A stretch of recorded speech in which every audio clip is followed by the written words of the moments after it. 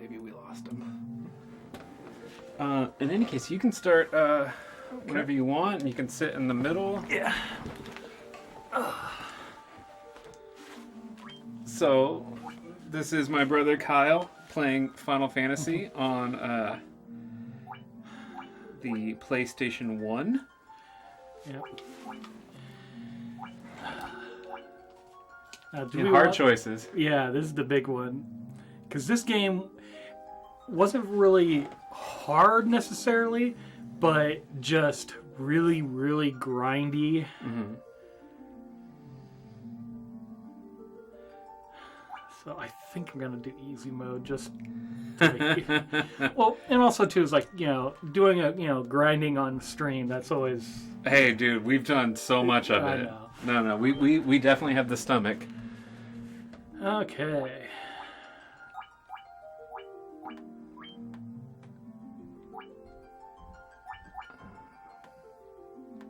Yeah.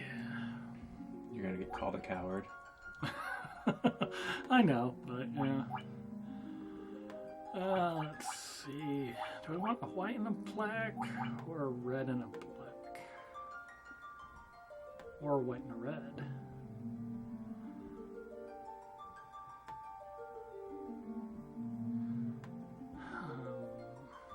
What do you think? White and black or red and black?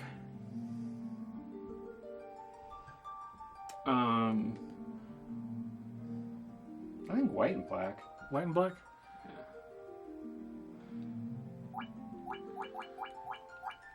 Yeah. Okay. I did a little adjusting, Stevie, and then we'll if you don't mind just keeping an ear on it and let me know how it goes. Unfortunately, the Zelda stream, the game audio was pretty loud, so that's the only reason why I've got it on my mind right now. All monks. Well, so even when we were considering the idea of having the stream chat choose the party, which we would have had to have done like a week ago, so people could have like chimed in over a period of time. The one rule was going to be that there couldn't be more than two members or two of any one class. Yeah. Oh. So I get to be the warrior? Yep.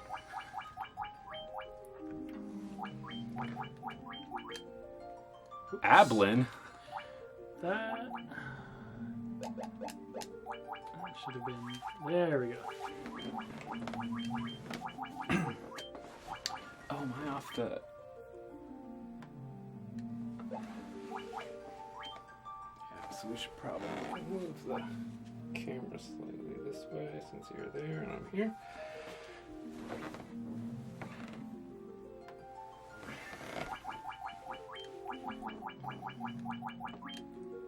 VV?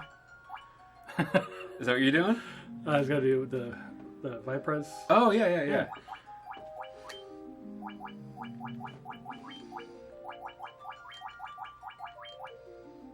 Oh, I can't get the last Do Stevie.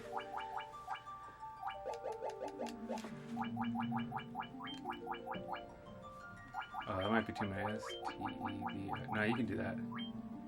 I-E.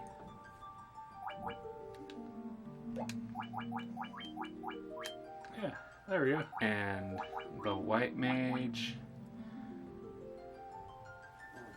Who's our white mage? Puckle?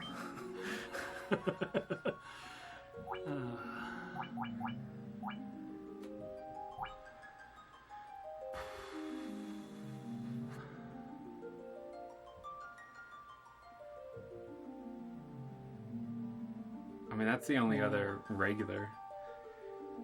If we're doing a Twitch channel team. I'm trying to remember if on 8-Bit Theater, I'm trying to remember the name, if they ever named a white mage. I am not familiar with 8-Bit Theater. It's a fun comic to read. So, who was your other one? Puckle. Puckle. A white mage is about as far from a saber cat as you could possibly get. Puckle. CK, yeah, so that's... Oh.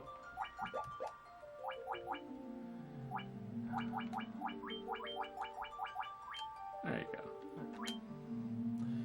Alright. Warrior, monk, white mage, black mage. I mean, that is as boring a party as you could possibly have. But it's also the most, I think, reasonable. Yeah. Yeah.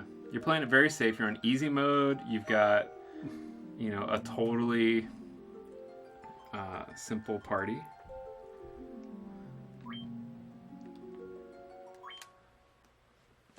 Alright, so we should have cutscenes, right? Yeah. Or do they just drop you right into this shit? I don't know if there's anything right at the very beginning, at least until you get to the castle. Just name White Mage Twitch. Okay. That way everyone can feel included.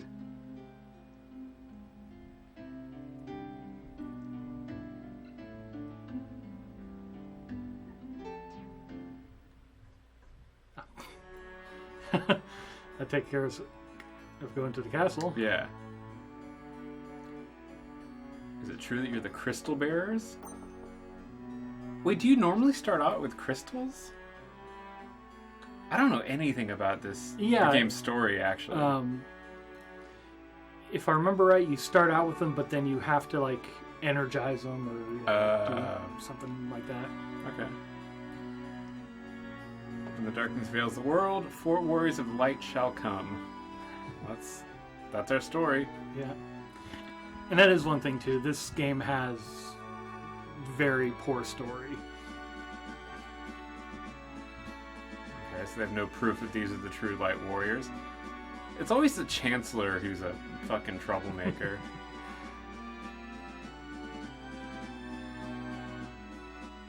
Doesn't seem like a coincidence to me.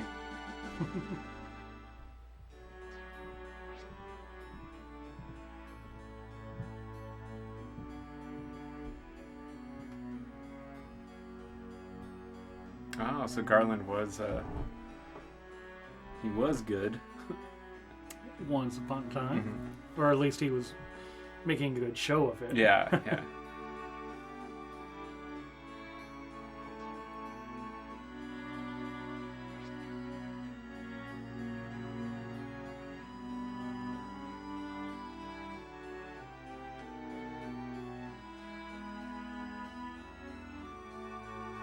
So, that's so stupid though. A bridge has been out for ages apparently, and the king is unwilling to repair it. Who wants their kingdom to be cut off from the rest of the world? You need trade, homie. I guess there's a port right there. But yeah. That just seems like a humongous oversight. Yeah. Okay. Ignore the plot holes.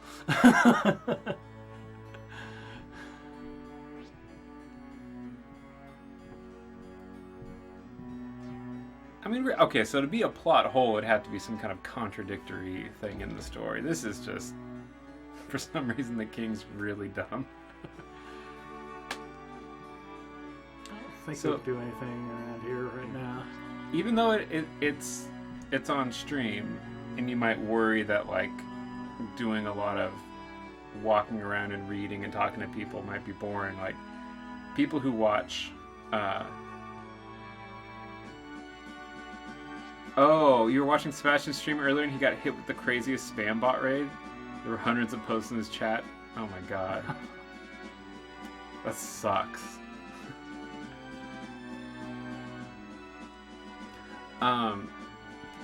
People who tune in to watch RPGs, they're used to it. Okay. And especially people who enjoy, blind plays or, non-professional plays. You play it the way you want to play it. And, if that just happens to be things that people don't want to watch, then, it's up to me to get different programming. Yeah. But, yeah, that's what I was saying earlier is that, we're no strangers to grinding here. That's just what you have to do. I mean, I am not gonna stream any of my Dragon Warrior naked run, which is to not put on any equipment and try to beat the Dragon Lord with punches. I started that last night. It took me an hour to get to level 3. I think level 3 is something like 24 experience points total. Because, I had to run from red slimes because they would just kill me, and I had about a 50-50 chance of beating a blue slime with full health and winning. It was pretty grim. And every successful blue slime fight, I had to go to town and sleep at the inn and save. It was that bad. So every level cost me 8 gold. No, every experience point cost me 8 gold. Oh man. It was really bad. And they probably only gave you like 1 or 2 gold. Oh no, you start off luckily with like 120 gold. If my daughter isn't returned, we might as well let the world burn. Yeah, that does seem to be this king's outlook. But yeah, equipmentless Dragon Warrior is an interesting playthrough. Luckily, like after a couple levels, you get the heal spell, so at least you can go talk to the old man who's like right inside the first castle, and you get your MP back, and you can use your heal spell. So it stopped costing me gold to get experience. But basically, my only way to kill things is the hurt spell. So it's a lot of running back to town. So, okay, we don't have. Yeah, nothing jack equipped. shit. Yeah. I couldn't remember if they started you with anything or. What's Oh, there's a step counter? Yeah. Awesome. Mm-hmm. And you have 400 gil. So you could buy some stuff.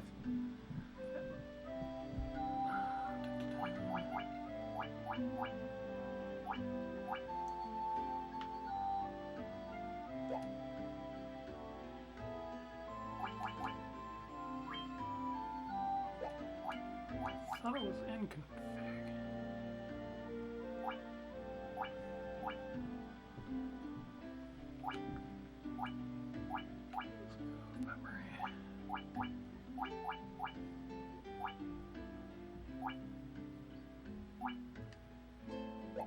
Is there something in particular you're looking for? Oh, I thought it was option to turn on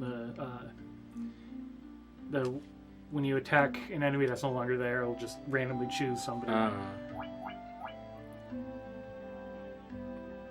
Well, maybe would that be considered easy mode, or is that? No, easy mode was I believe it was like the amount of XP you needed and stuff like that. Oh, okay, so it's just less grindy. Yeah. Okay. So let's see.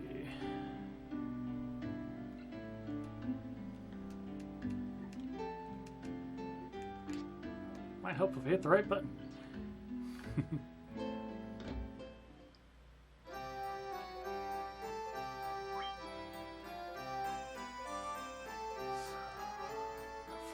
Gil. Okay. I think I can probably. Wait, these weapons only cost 8 gold? That's insanity. Is that easy mode? That is part of it, yeah. Oh my god. I guess he gets a knife.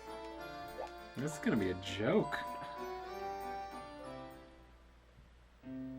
Yeah, I'm gonna look up exactly what that is. Oh, I should tweet out that we're doing this too.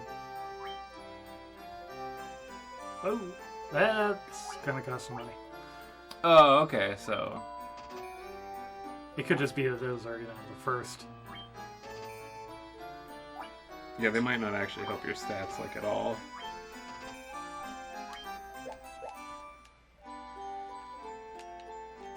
Alright, there's equipment.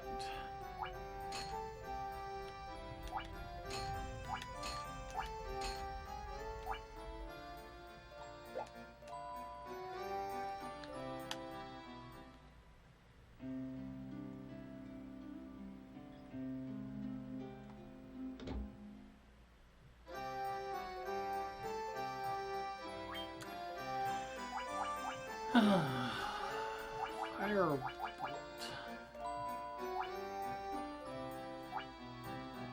Is that Secret of Mana? Stevie?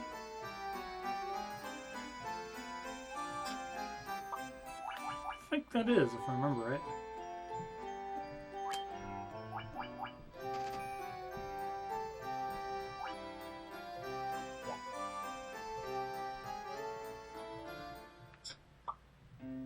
Thanks for stopping by, Stevie.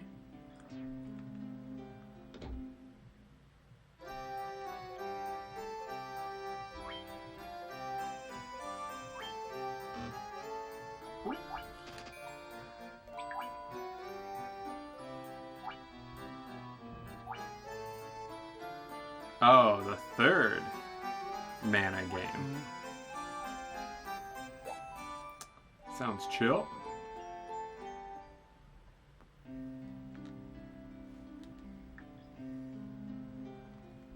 I always talk to the old man in the corner of town.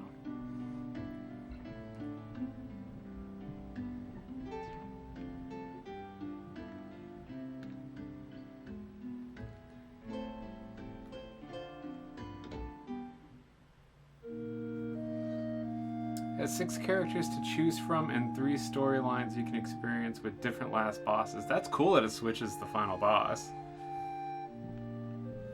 That sounds pretty dope. I always liked how the Secret of Mana ones were co-op. Mm-hmm. Do you have to use the Super Nintendo, like, 4-score or whatever the... to get extra controllers going? I mean, you'd probably have... I mean, if they were doing 3-player, I mean, you could have something. I can't remember if you... I know with Secret of Mana, it was only 2 players that you could do.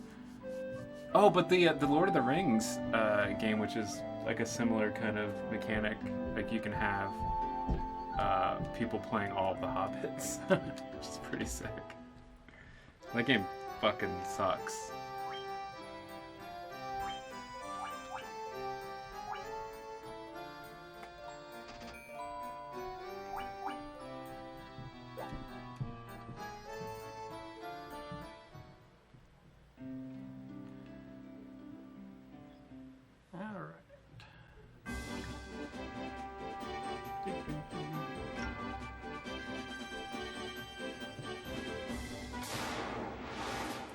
Okay, it's our first fight. That load screen really wasn't bad. Nah, not at all. So, I don't think we're gonna waste any magic on this guy. This does look easy. Well, that was one wolf. Oh, Secret of Mana on SNES naturally supported 3-player co-op with the multi-tap. Okay. Oh, it did? Yeah. So, in the NES version of this, you'd be really lucky to kill one of these guys in one shot. Like, it would take a crit. Okay, so that's good. Okay, good. You're still missing people. Yeah. I wanted to make sure it wasn't too simple. Oh, so, but on part 3, you need a ROM hack for 3-player co-op. Okay.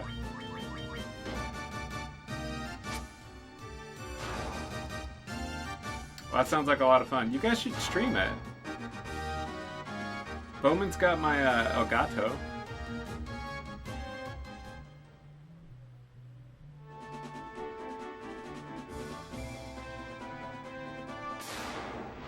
Yeah, I like the updated graphics. Yeah, this looks really cool. I mean, Final Fantasy with just that plain black background, it's a little dull. Yeah.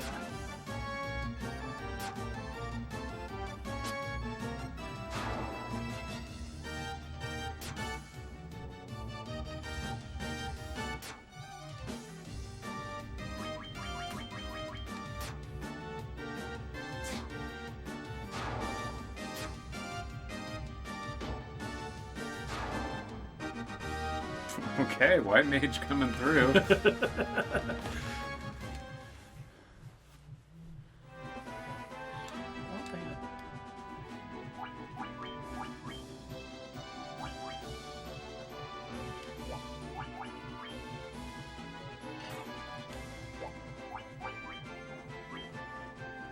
so those are he's still... Yeah, I think at some point you take weapons off him and he's naturally stronger without it. Yeah.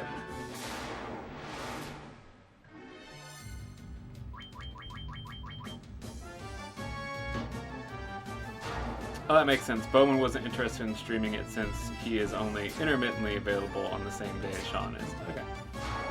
It's kind of a hard thing to keep going. I can see that being a fun thing to watch, like 3 people doing co-op. Mm-hmm. That sounds pretty cool.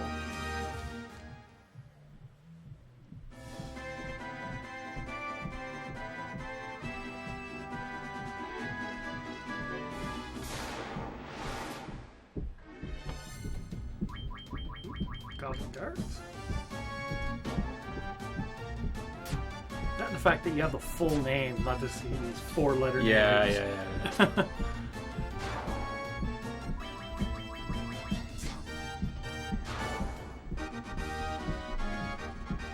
Woohoo! You gained a level, Josh. Mm-hmm. Oop, so did I. Hey Scott, we are playing the PlayStation remastered version of Final Fantasy on the Final Fantasy Origins disc, playing it through a PS2 Slim S-video output, to be specific.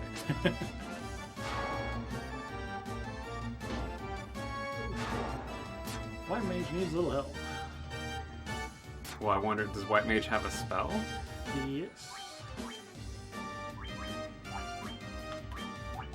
So just going unarmed with the monkey between levels 6 and 8. Correction, monk. Yeah.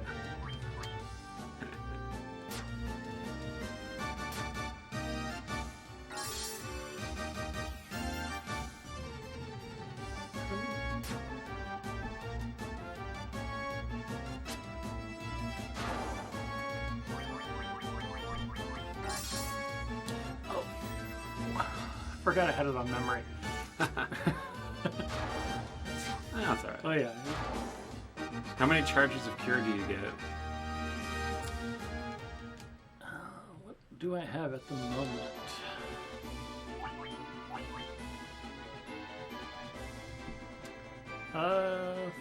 So 4 max. Yeah.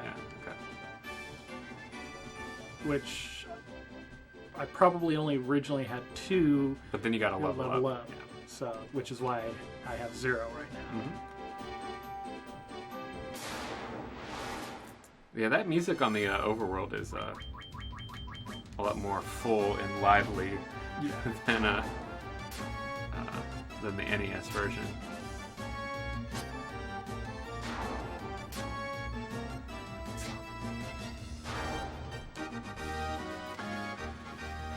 How are you doing tonight, Scott? How's the interviews going? I know that you were in the late stages of some interviews for work.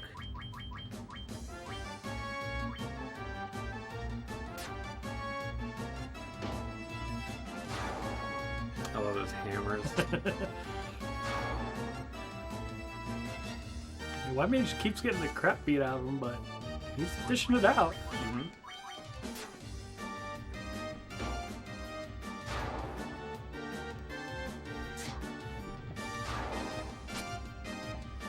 Yeah, I seem to remember that at least in the early stages, the White Mage was a better physical fighter than the Black Mage. I mean, they both end up being horrible, but at least in the early stage, it seemed like the White Mage was easier. That's my memory.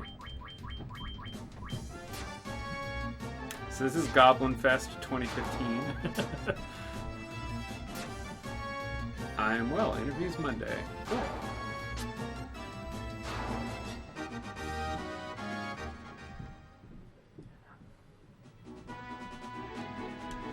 Was that you in the a picture you posted, Scott, of like a big Frankenstein sort of Halloween costume, like a giant head? It looked good. So when the screen flashes, I'm guessing that's a crit. White Mage doing like 20 plus damage must be a crit. Yeah. Well, I don't know. This is easy mode. Yeah, so sorry, Scott. This is being played on easy mode.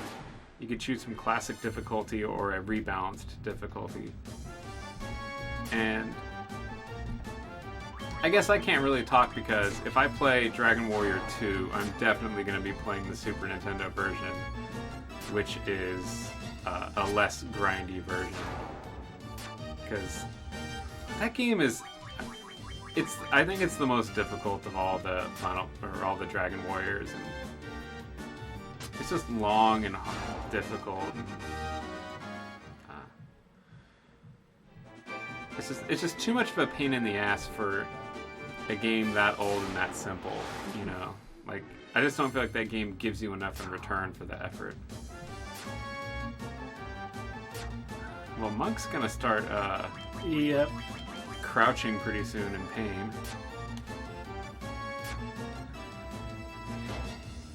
I have a couple of potions, but I'd rather hold those in reserve. Yeah. No, I mean, you need to go rest up and get your charges back anyway, so... Yeah, I was waiting until somebody got low enough. Yeah. Oh, okay. Yeah. It was a good look. I thought that was a good costume, Scott. I just have to... Oh, there he goes. Onto his knees. I think he'll survive this. Well... Unless he just keeps getting hit. Well, he can take one more of these guys. Mm-hmm.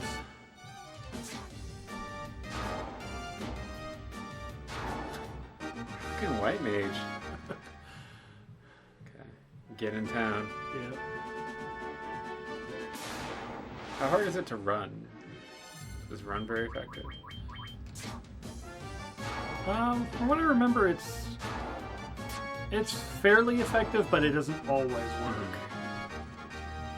Alright, you went up, I went up, Puckle went up, and... Oh, and if I remember right, when you start running, it's not like your party gets a chance to run and then you deal the whole wave. Like, it's kind of like you'd run the whole time, and as their turns are coming up, you're getting other chances for someone to run, which I think is pretty cool.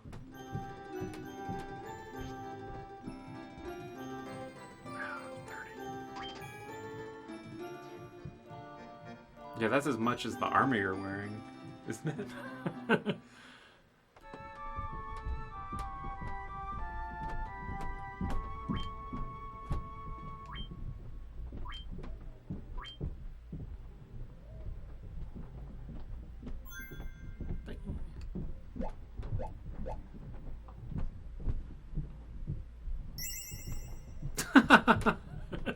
All right.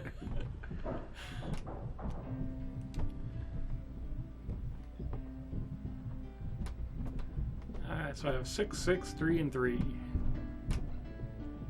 Now, do you have to go buy spells? Yes. Okay.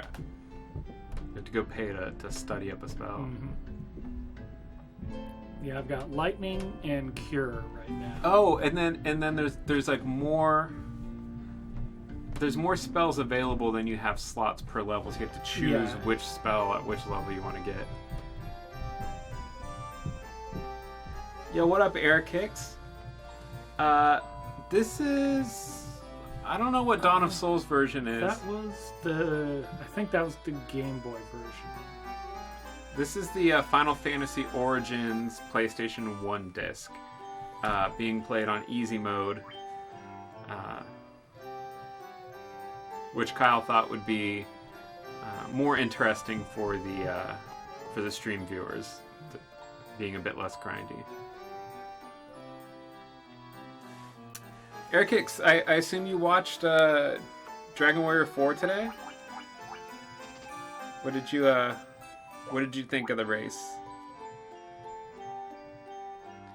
But yeah, each level there's 4 choices and you can only choose 3. Okay. Yeah. Okay, yeah, Dawn of Souls was GBA.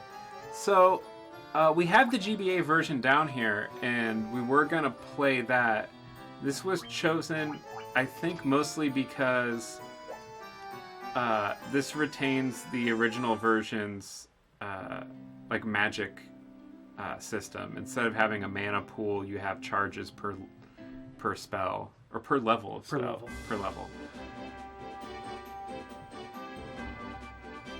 Oh yeah, man! I woke up and I caught the very end of the boss fight for Dragon Warrior 3. Just stoked because I got there like right in time for the finale. And then I had 4 on for pretty much the whole day at work, and I was able to watch it here and there. It was just too bad that the lead never swapped. Like once Nescard got behind, he never got it back.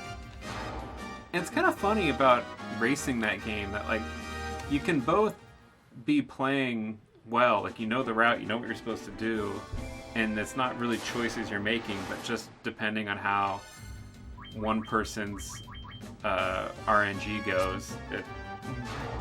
I mean, the only difference maker that was a choice was Nescard chose to do the Grizzly Saber grind, and High Spirits did the Metal Slime grind.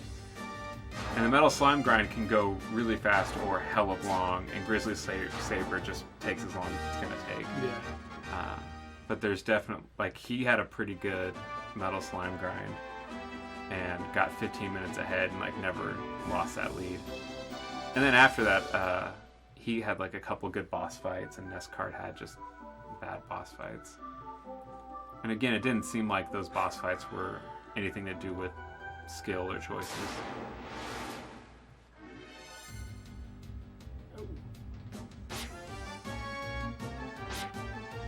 Oh, that hurts. Okay, so these guys do some real damage. But yeah, if you just watched 12 hours of Dragon Warrior, I think it's time for bed. Yeah. I started an equipment list playthrough of Dragon Warrior 1, which is probably a very stupid idea, but I'm doing that at home, not on stream. It's really just like kind of like a time kill activity. Like I'll be watching a stream and just grinding out fights on Dragon Warrior 1. Trying to punch ghosts to death.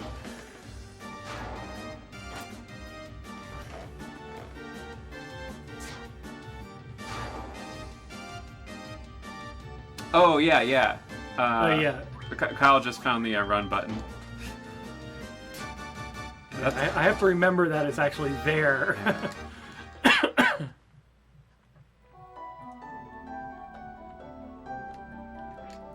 Isn't there like... These are Mystic Keys. Isn't there like brooms that you can talk to in here? Like kind of ghost brooms? Mm-hmm. I hope they're still in this version. High Spirits never gets First Try Lighthouse or Good Chapter 2 and 5 grinds. Quite shocking. Yeah. All those Bob Ross fucking Kappa faces. I am really stoked that Bob Ross is making a successful introduction into 2015 pop culture. For a lot of us, he was kind of not a big part of growing up, but he was definitely a presence. And I think the last time he kind of marketed, he's dead now, so his family's doing it, but last time he was marketed towards youth culture was when he did those kind of neat MTV ads. Remember? Yeah. Where do a Happy Little Tree MTV ad.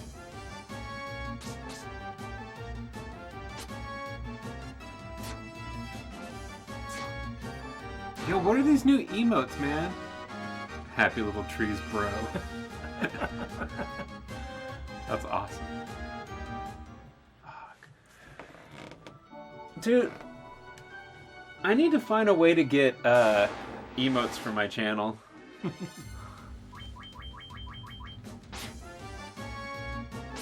I mean non-partnered emotes. 'Cause I know some people have them where there's like a website or a plugin or some way of getting custom emotes for a channel.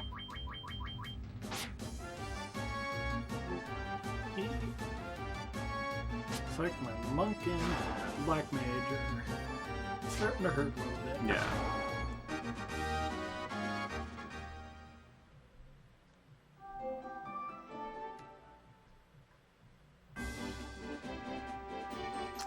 Okay, so to use custom emoticons in tons of channels, get Franker Face Z. So, does that just let you use crazy emotes, or does that also let you like author some emotes? I guess I can go there later and get details.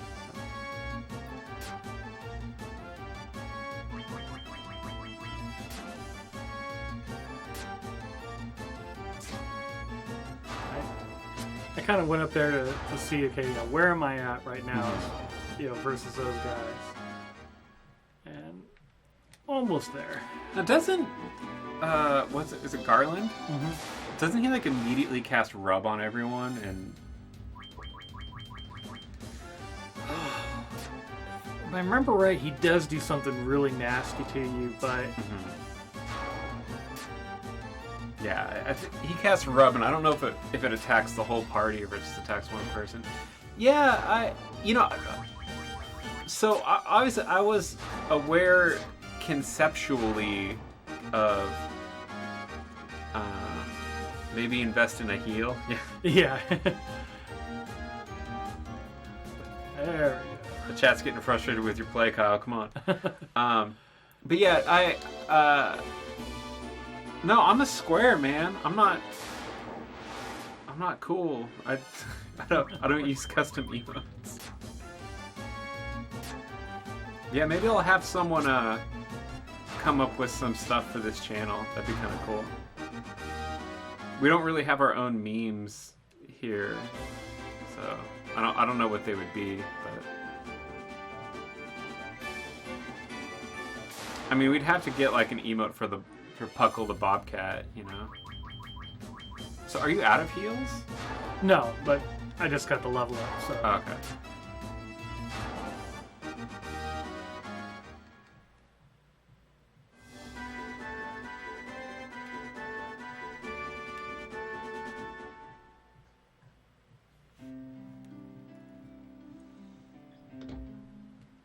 I think with this level up, I think I can do it.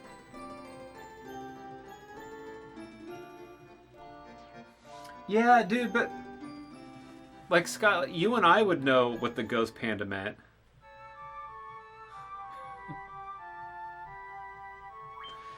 Like no one in the chat knows about the record label. A couple people know about PPW, but yeah, I liked that Ghost Panda logo. I thought it was cool when we started using that. There you go. Doesn't work in the overworld though. Ah, okay.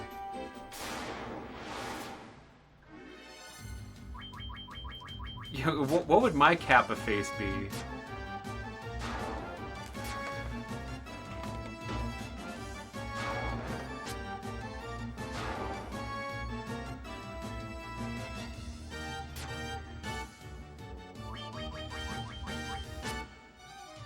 Guy says we would know the origin, otherwise people would just be like, man, that's a cool emote. The Ghost Panda's pretty sick.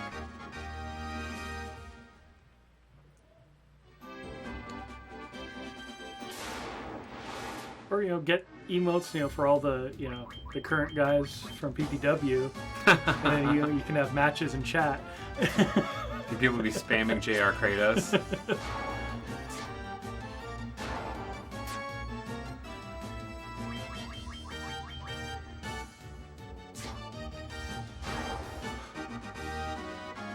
So you're gonna go kick Garland's ass? That's the plan. Yeah, you probably can. Yeah. I probably could have done it before I got that last level. It's but worth trying to just go do it. yeah. Just emulate the existing emotes with your face. Easy as fun. Yeah, that'd be kind of funny.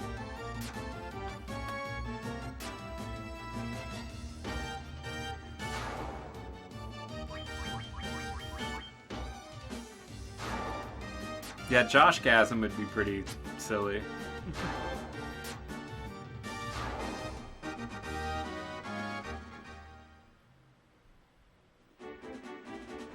And people love that PogChamp, so...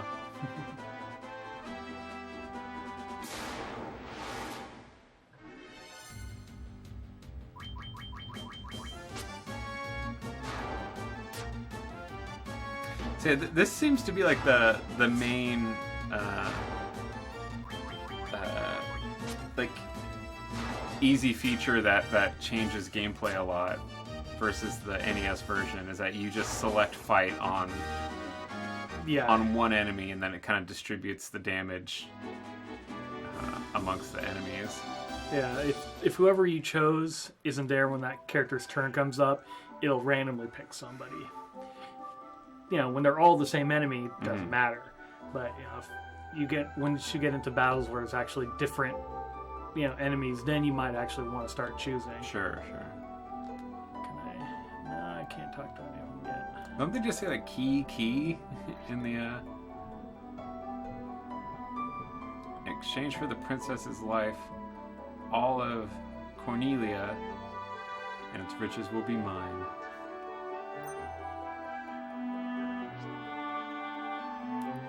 Blasted pawns of the king. No one can stop me now. Now, how much of a badass do you have to be to fight 4 people of any description, you know?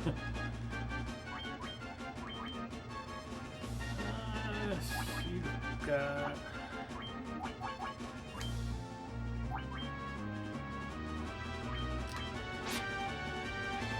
Yeah, he's gonna need that help.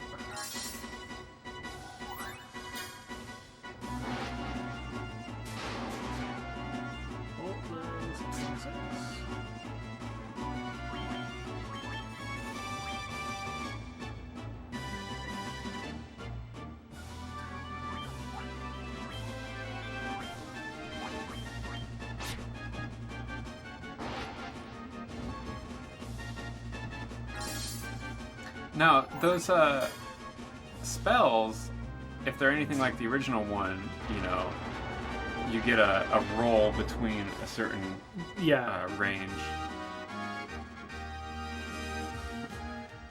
I think easy mode Garland is not going to be knocking anyone down. For one, he did not cast Rub. No. Which is like a huge piece of bullshit that he does against you in the NES version. Like, oh great, I just lost my healer. This fight's going to go well.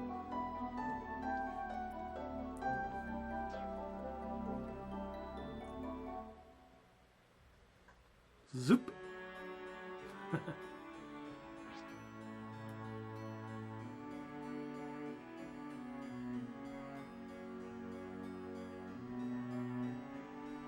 You must be the light warriors of whom he spoke. Yeah, I mean, we showed up with the crystals, dude. Yeah, rekindle the light of the crystals. Yeah.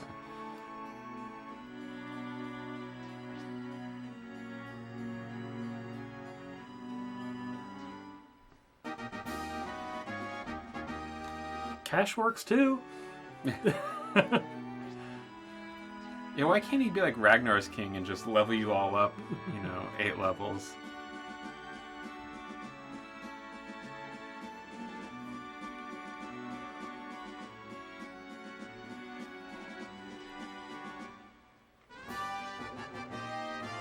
Got the loot. It's what I've always wanted, really. Loot Fest 2015.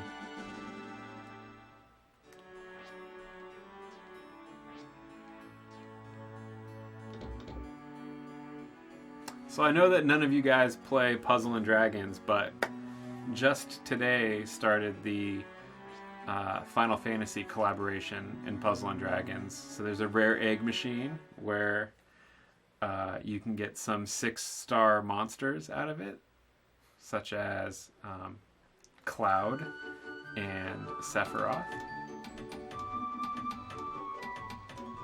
Now this cutscene wasn't in the original.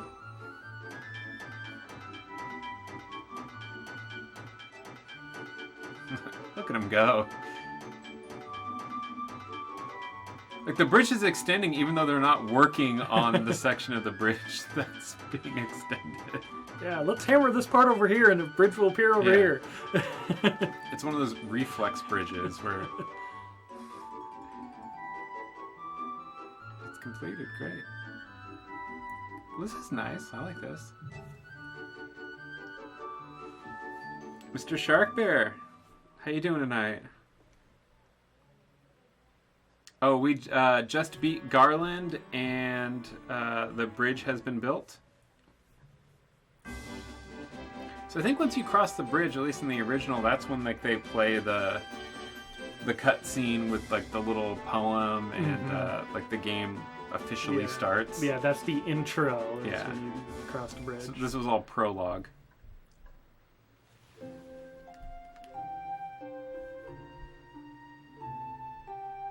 Nice little enhancement here. Now this looks like a Bob Ross painting right here.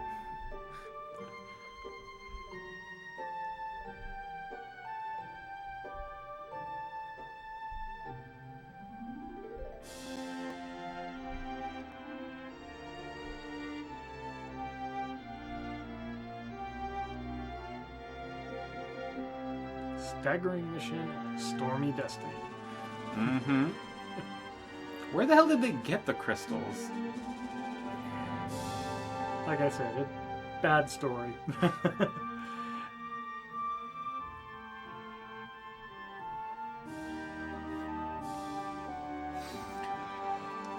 it's like even in the booklet for the game, it didn't give you any explanation for the story. Yeah. It still had way more story than Dragon Warrior. Dragon Warrior had squat for story.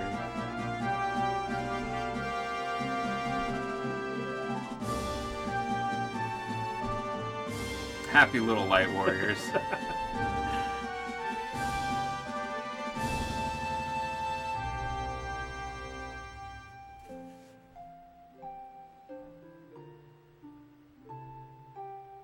Well, here we go, guys. We're setting out on our journey. Thanks for being here. Mr. Sharkbird, just so you know, this is the PlayStation Origins version. Or no, the Final Fantasy Origins version on PlayStation 1. Being played on easy mode. Which is primarily just to speed up the grinding. I mean, I know that you guys can handle grinding. I know this, but Kyle was concerned that it would be a little dull.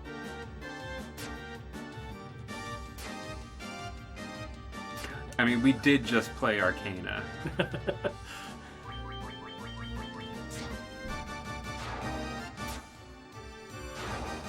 Hey, the Black Mage actually took somebody out. Nice.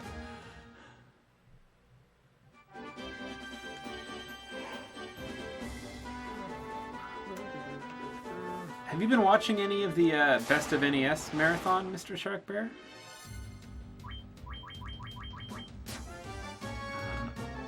One whole damage. I watched last night. I watched the Super Mario Brothers 2 run, and it was so good that I made the guys on our lunch break watch it. I mean, it was only 8 minutes long or whatever, but it was just so sick.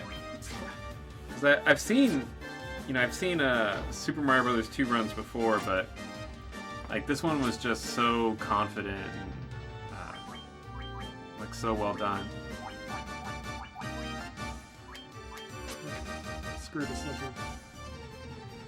Mr. Sharkbird wants twice as much grinding as Dragon Warrior 3 or Alright. Yeah, dude, we grinded a lot in that game.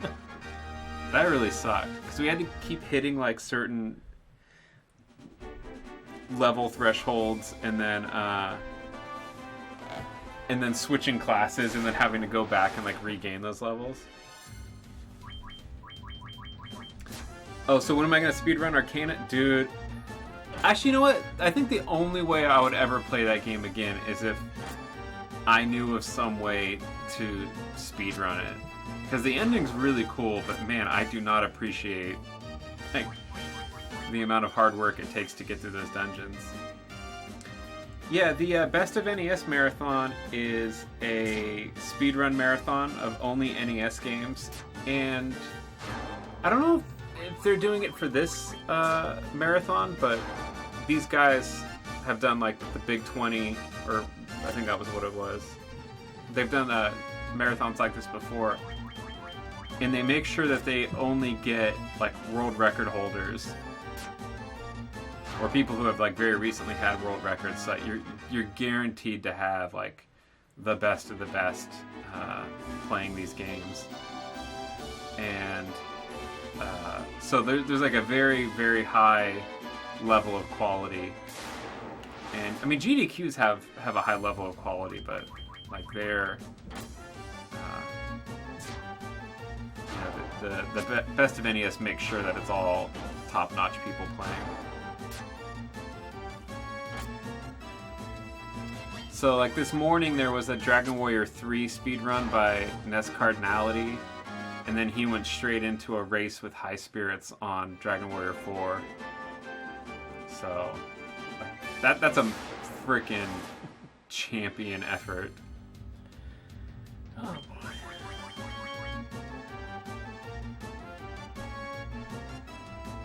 Uh-oh. Okay, everyone's missing.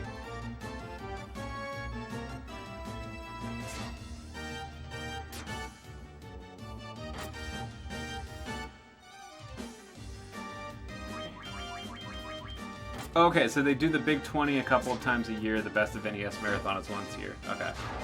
Thanks for the clarification, Airkix.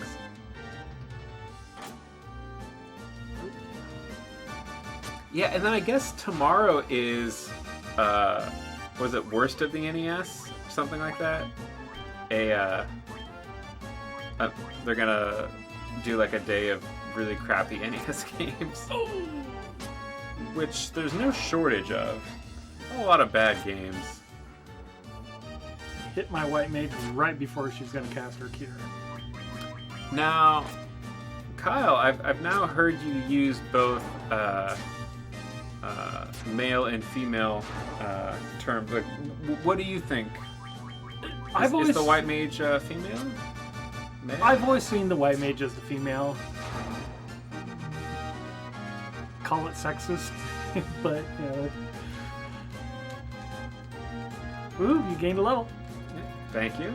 So did that. Well, I mean, you know, the gender is a bit ambiguous with the outfit. Like, yeah. I believe once you get onto the second part, you know, where they grow up, it might be more clear. Yeah. If anyone knows if there's a canon gender identity for the white mage.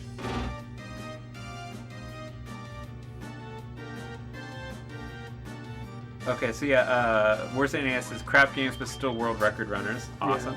Yeah. The GBA version has it's on easy mode and you don't have a choice. Yeah, this you have the option to play the original game balance. But the couple big differences between this version and the GBA version, even if you are using easy mode, is that this version has like anime cutscenes, or I guess CG cutscenes, and the GBA version, the magic turns into a mana pool that you cast spells out of, and in this version, you have spell levels and then X number of charges per spell level. And I think that really, really changes the game entirely. Like having access to any of your spells as long as you have mana is pretty fucking huge. Yeah. And weren't you telling me that like they have ethers in GBA? Yeah, there is extra items and stuff in the GBA. Yeah, so that's crazy different.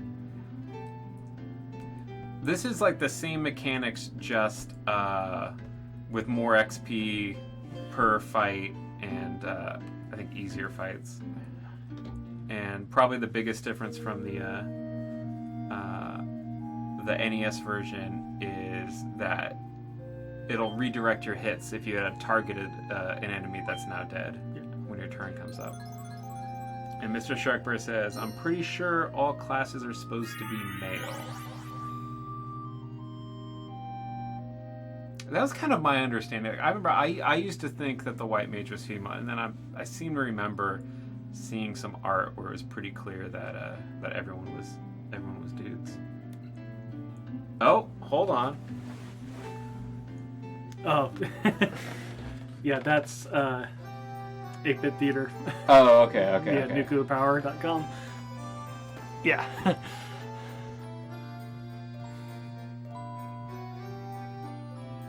Okay. I'll read that later. Thank you, Airkix. I'm gonna order a bit of food real quick. Alright. Just gonna walk out of your shot. Definitely, I'm gonna want supplements.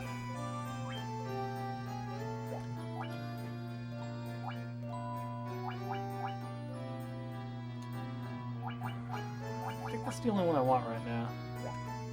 Yeah, so do I. I love 8-Bit Theater.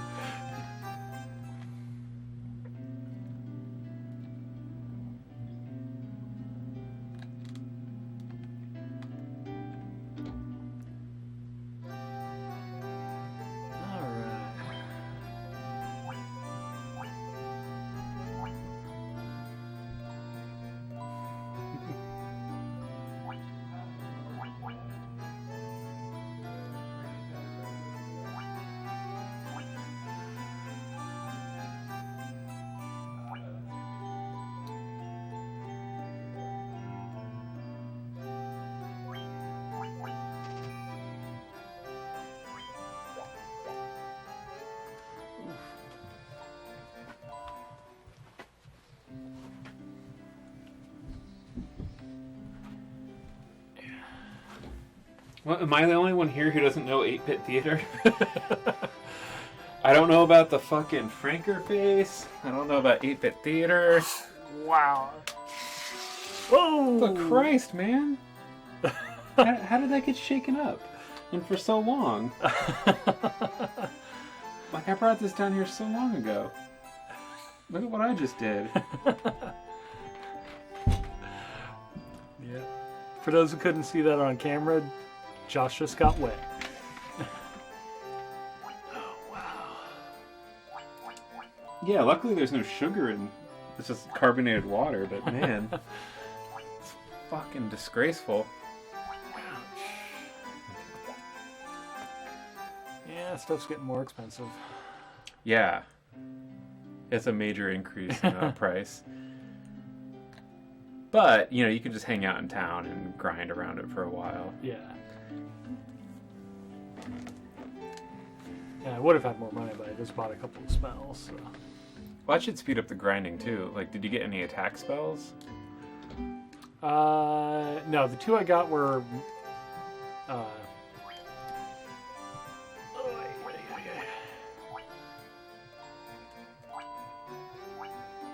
well, everybody can use leather gloves, so.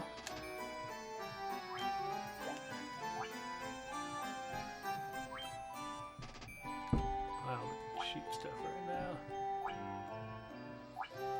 Mr. Sharkbird says, you need to read it, Joshy. First around 50 pages are kind of rough, but after that, it's really, really good, especially after you know Final Fantasy 1's story. So wait, is 8-Bit Theater all about Final Fantasy? Well, it's a comic done using the Final Fantasy sprites. Oh, okay. Yeah. And it's sort of kind of reenacting the story. Okay. And it's comedy gold. Yes. Apparently.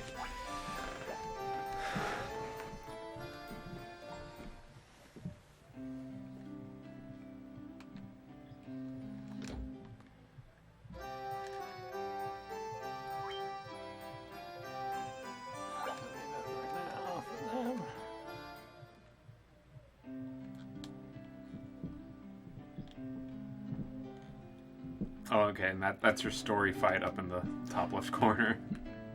Yeah.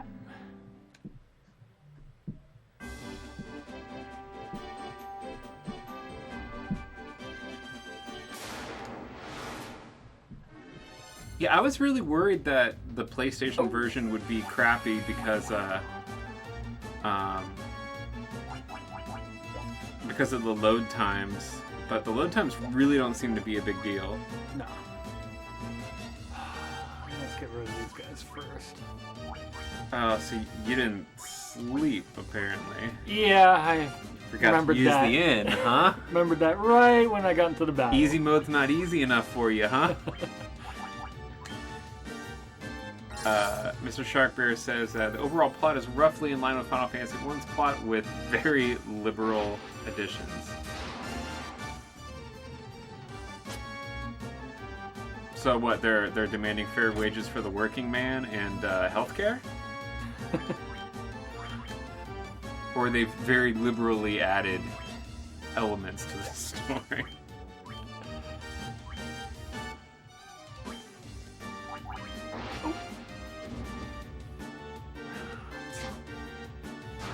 Was double pressed up. Oh, okay. Yeah, he didn't really need that heal. No. I mean, it doesn't hurt him, but yeah. Yeah, but you do have a black mage that's crouching. Yeah.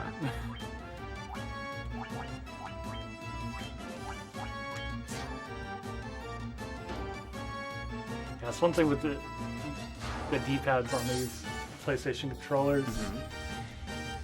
Yeah. Oh yeah, blame the D-pad. Well, no, you can do that really easily. You can just kind of feather it. Millions of people have used that D-pad successfully. Exactly, super Marxist interpretation of high fantasy.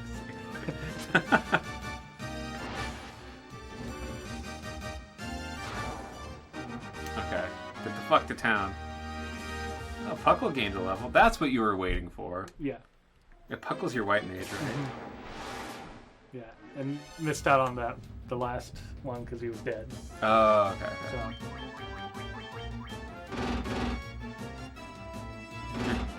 Crazy Horse is awesome.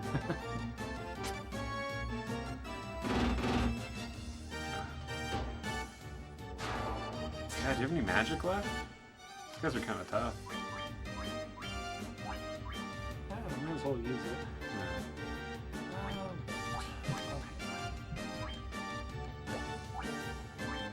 And your mage is just stroking its beard.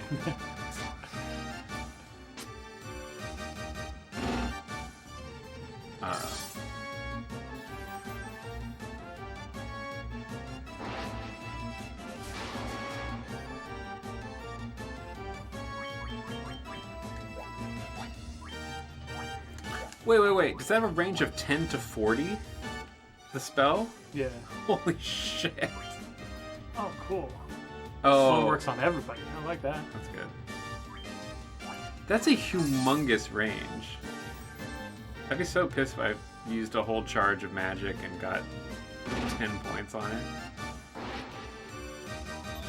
I wonder what affects the range. If it's like a pure roll, or if it's like magic resistance plus your intelligence or whatever. If they factor that stuff into it. Your stats do affect it, but it is also random. Mm-hmm. There's a random element to it. Okay.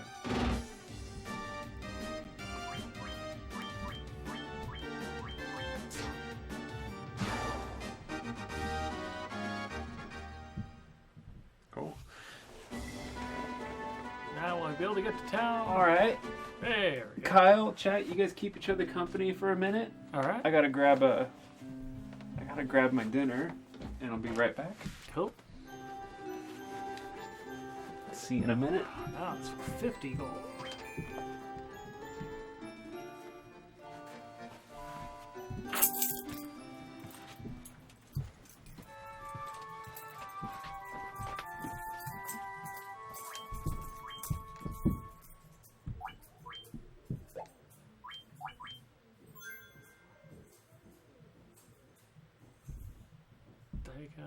I go.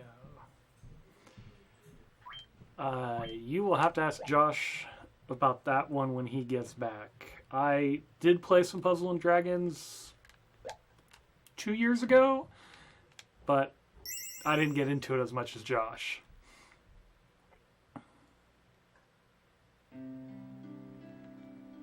But yeah, I no idea. They sound cool.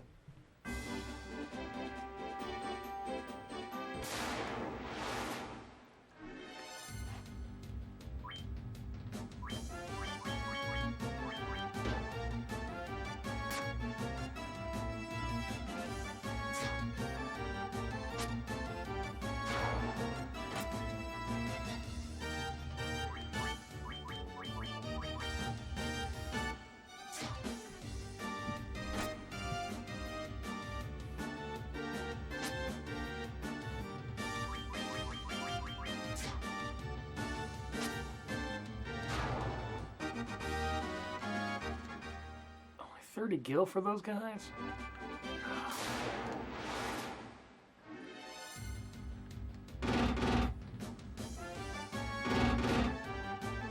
Ooh.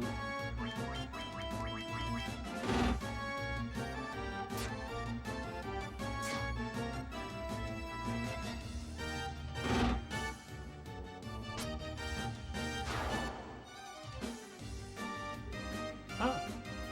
Thank you for the host. And for those just tuning in, we are playing Final Fantasy 1 off of the Final Fantasy Origins for the PlayStation. Woohoo! Yoshi D got a level. I got a level. Stevie got a level. Puckle's gonna have to wait.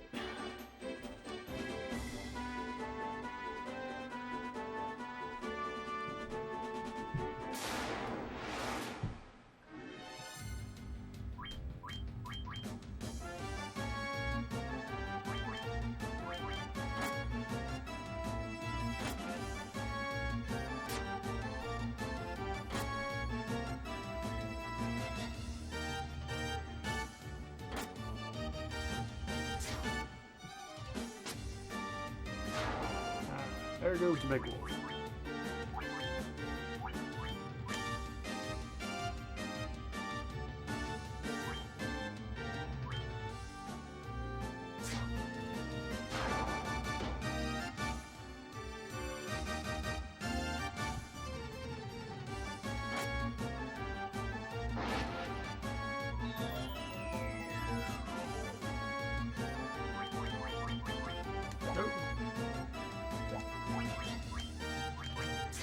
Keep forgetting I have it on the cursor on memory mode.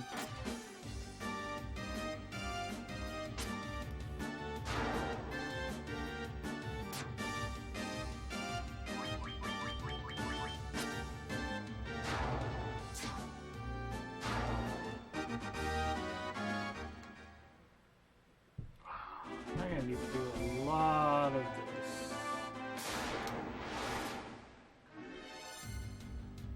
Oh, wow. Okay, let's pick him out first.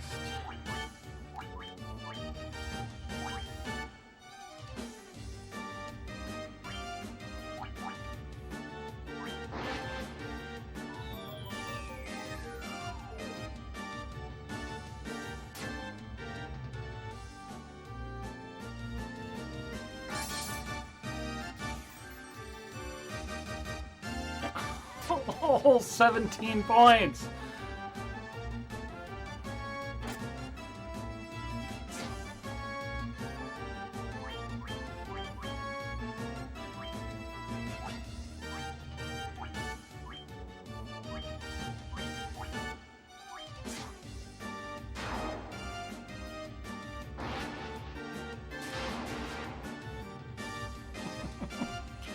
I'm getting killed by these. Yeah, the huge range on that the spells can do.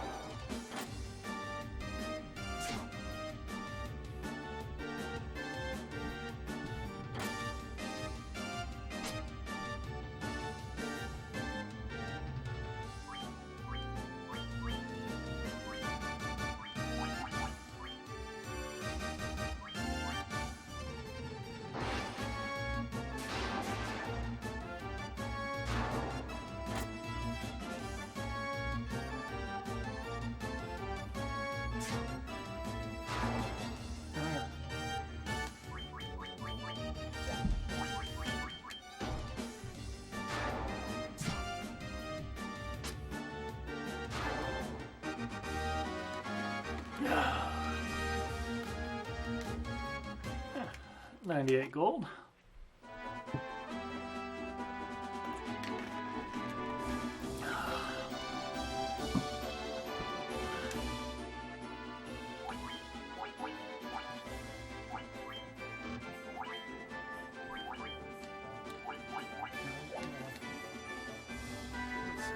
Too early for the front and back. What about the front back? This is too early in the series to have front and the back row. Oh, but it does.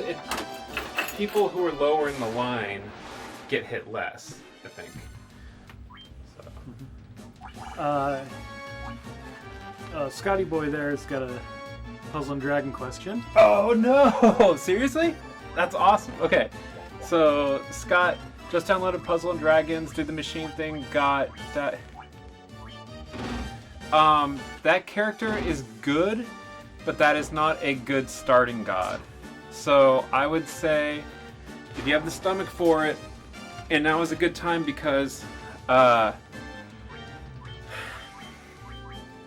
okay, so what people usually do in Puzzle and Dragons is they download the game, you go through the tutorial, and you get 5 free stones, and then you get to pull the machine once. And they just keep reinstalling the program until they get a character that they want. I would say that that is not a good starting character. Just because that's not a really versatile god that's going to be helpful to you in the early game. So if you have the stomach, I would re-roll it until you get one of these other gods. And Sebastian, thank you so much for the host. I really appreciate it. Cloud is a really rare pull on the other machine, but Cloud's not all that useful to you early game either. Let me look up let me look up Cloud real quick, because if Cloud's actually a good early leader, then you can go ahead and keep that other character, but I think you might want to re-roll. Which I know you don't want to hear that. Or if you don't care, just go ahead and keep whoever. The thing is, like, if we're buddies on Puzzle and Dragons and you can just use my gods, like, that's as good as having your own good starter god. Let's see. When you evolve Cloud, he is HP and attack 1.5. Yeah, he's kind of tough. He's kind of a tough leader for early game. How are you doing tonight, Sebastian?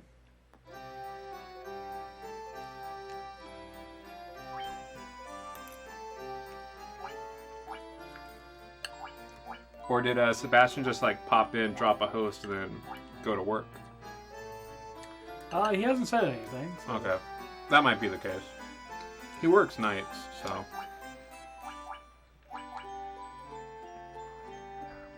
Can't get any armor for these guys. Yeah, I'm looking up your rare pull right now. I mean, I got one.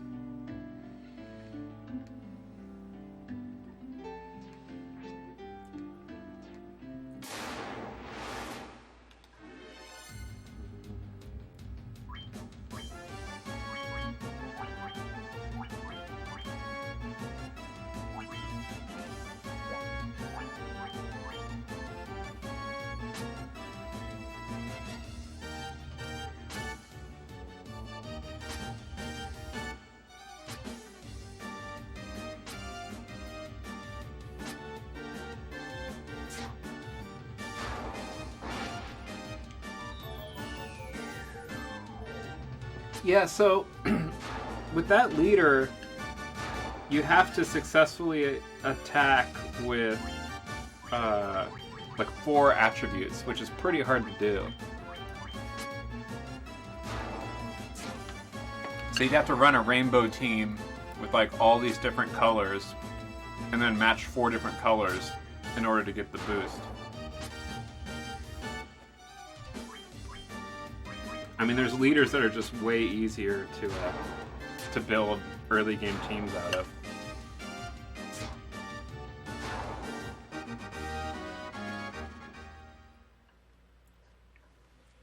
So Godfest is still going on right now.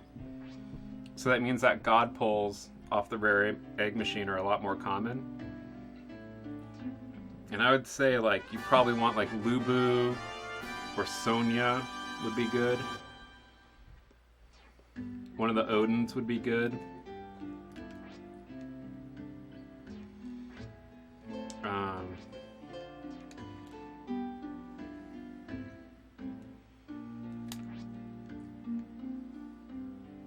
Yeah, Liu Bei would be pretty good. Yeah, this Godfest is like, it's got powerful gods, but like a lot of them aren't good early game. Like the Greco-Roman gods are really, really great for beginners.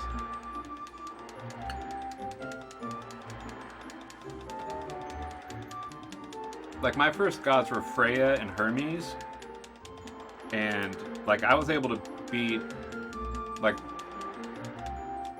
the first 2/3 of the normal dungeons using them.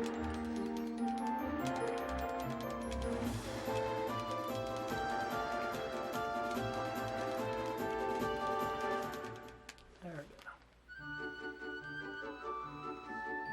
go. Yeah, I don't remember ever doing this. I'm gonna send you my buddy code right now, Scott. Yeah, how does this game work?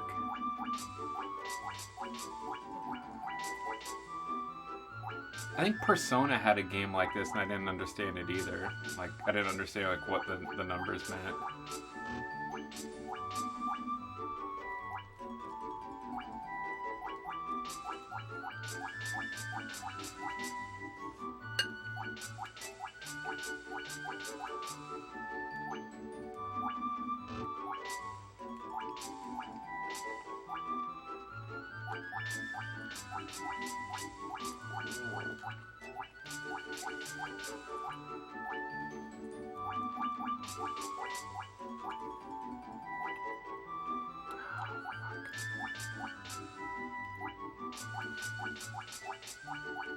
Okay, I sent you a text, Scott, with my code.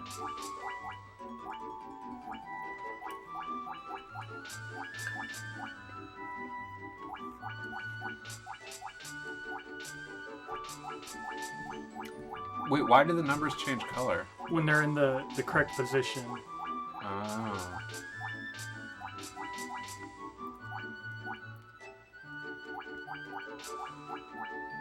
What's the Oh, okay, so it's just sequential, that's all. Yeah.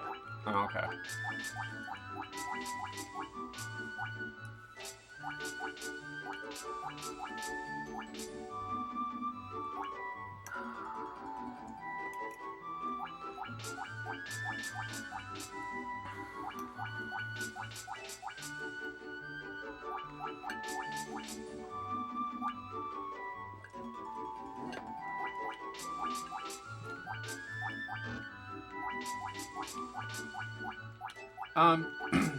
Just so everyone knows, we have a lot of really cool shows coming up this week. I believe on Thursday will be the Super Mario 64 race with Frisky, Frisky 89. And then Saturday will be Maniac Mansion with Matthew Eisen and Eric Ritz. And then Sunday is Resident Evil 1 on the PlayStation with comedian Eric Bowman. So that's going to be really cool. Cool. Broke second. We got 5,000 kills. What? That's such horse shit. That's so much more money than you're supposed to have right now. And all you have to do is play the minigame? My god. How much easier do you need to make this game, Kyle? You should have to play a hard mode now. Like, you can have the mini game, but you have to play hard mode. Sorry, normal mode. Yeah, look, Mr. Striker, 5,000 gil, what the hell? Does anyone here think that's fair? Hey, just because I have to be good at that game.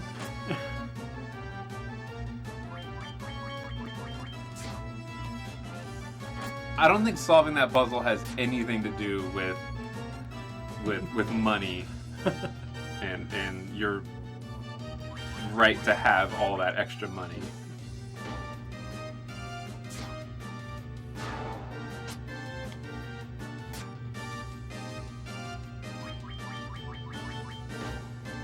Yeah, actually, just beating it, I got like 2 items, you know, like a potion and antidote and 100 gil. But since I beat the second best time, that's why I got the 5,000. So, if you keep playing it again and again and again, yeah, you're not gonna keep getting that much. Not everyone can be a pro gamer. Yeah. I mean, I have shown incredible skill on this channel. All right, man. It's your playthrough, man. Whatever you want to do.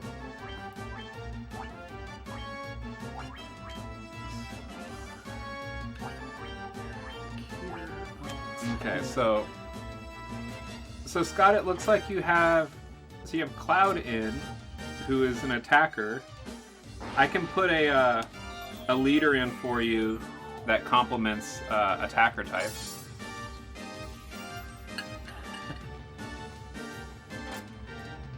Mr. Sharper asks, what happens if you beat the top time? Does it kill the final boss for you?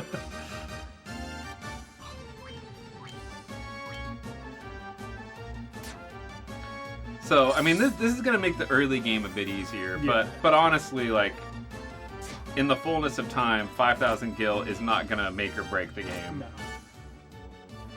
It's just kind of cheap that Kyle researched that earlier so you could cheat the beginning of the game. Well, I just checked if it was still in this version.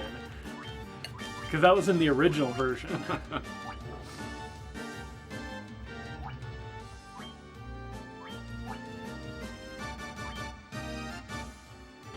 It's pretty funny.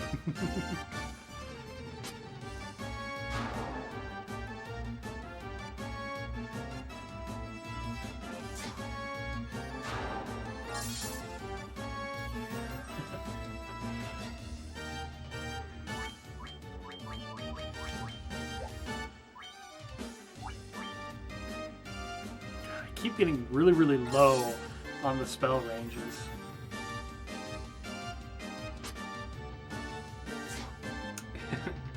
It's alright, Shark Bear. I think it's funny. I'm giving him a hard time too. Alright, Scott, I'm finding you a good leader. Someone who buffs attackers.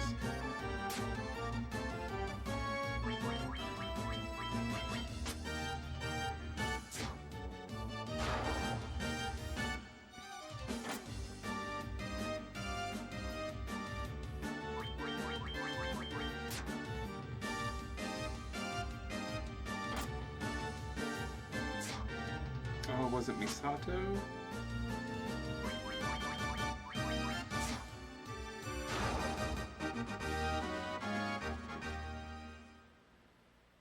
Where is she?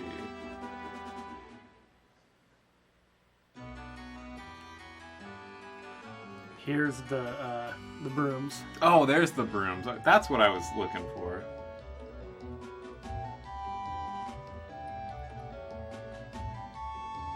Yeah, let's put her in. You're gonna like this character I'm gonna give you, Scott.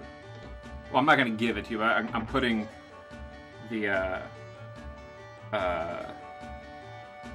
leader in to be available to you.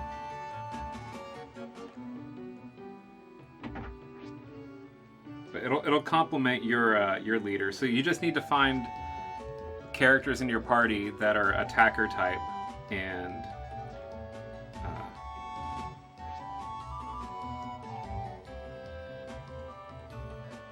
then these leaders will work together to multiply their damage a whole lot.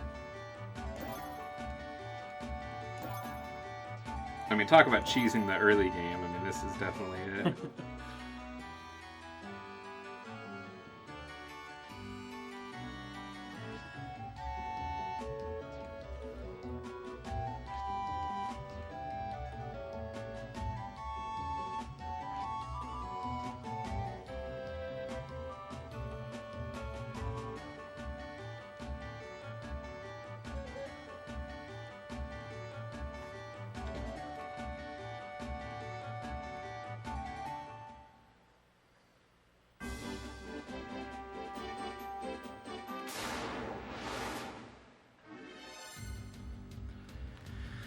Oh boy.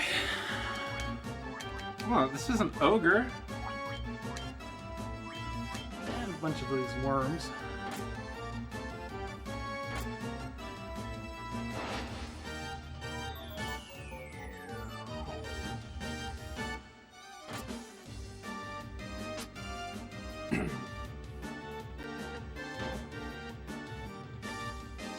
Yeah, so you probably have to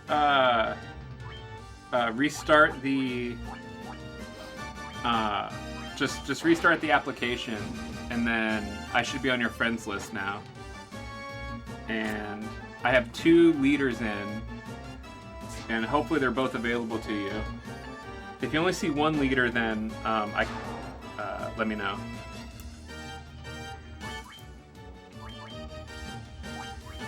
But I put Misato in because she's a really good leader for attacker type, at least at early game. Because she does like 2.5 times multiplier for attack and recovery.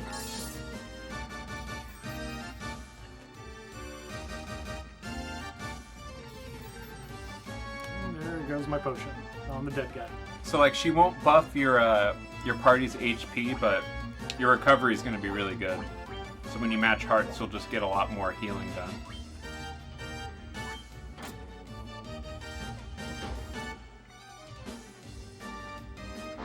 How did Joshi D die? Couldn't get the potion to him on time.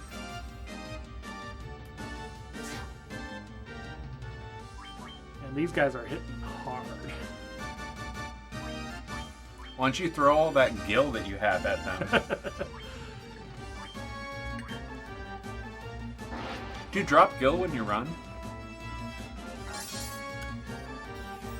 I'm trying to remember.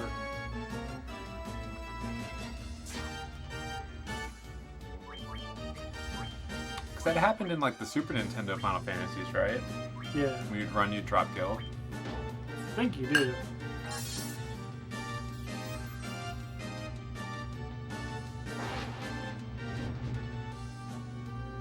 There we go. Finally got good on the magic.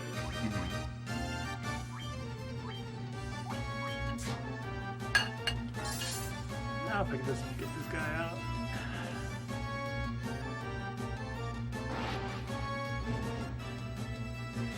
And now back to getting crafty.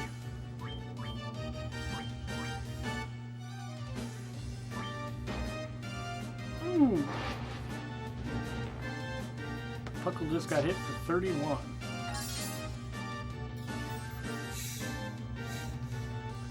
Mr. Sharkbeard says, I tried Puzzle and Dragons a while back, but my screen's messed up and I couldn't connect the tiles.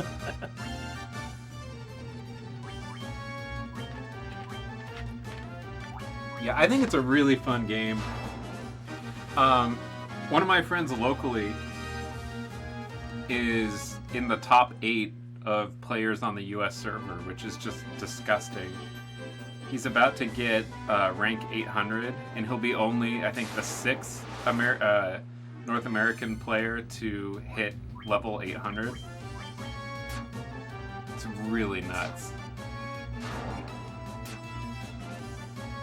Yeah, at this point when we talk about the game, like, I don't even understand what he's talking about, because his shit is just on such another level.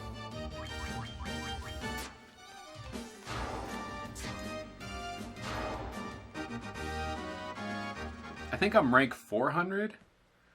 Like, I've been playing for a couple years.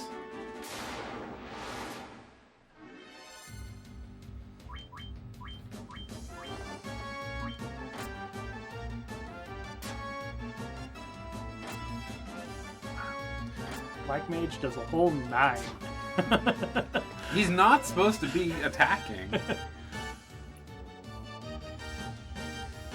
It'd be cool if you could give him a poison needle like in Dragon Warrior where, you know, it'll hit for nothing or it'll hit for crit. Yeah. Or, no, not even crit, just like instant death, right?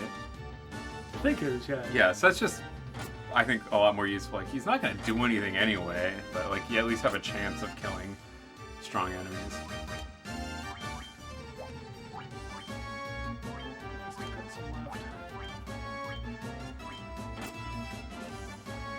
They are just picking. So for the spell, does it, if you hit the like left or right, will it select groups? Kind of like your. There's nothing like that. No, not. Later versions, I think you can do that. Because that was another thing in like the Super Nintendo Final Fantasies, like you could cure one person or hit the shoulder button and it would select everyone, but it would do less. Mm-hmm. That's probably like a different spell group.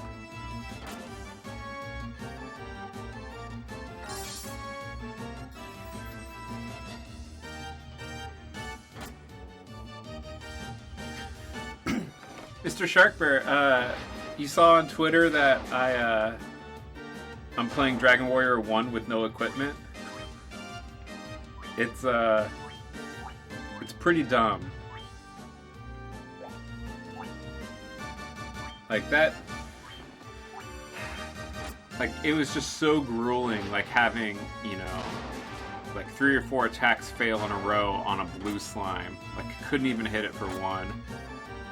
Like just getting that first level was so brutal.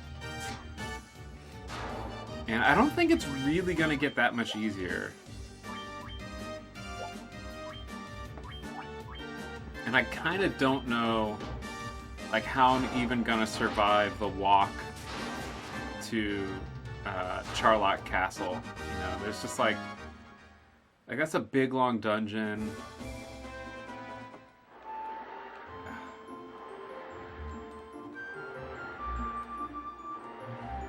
You know, without like the nice thing about like magic armor is that, you know, you or like a lot of those armors, like, you know, you heal back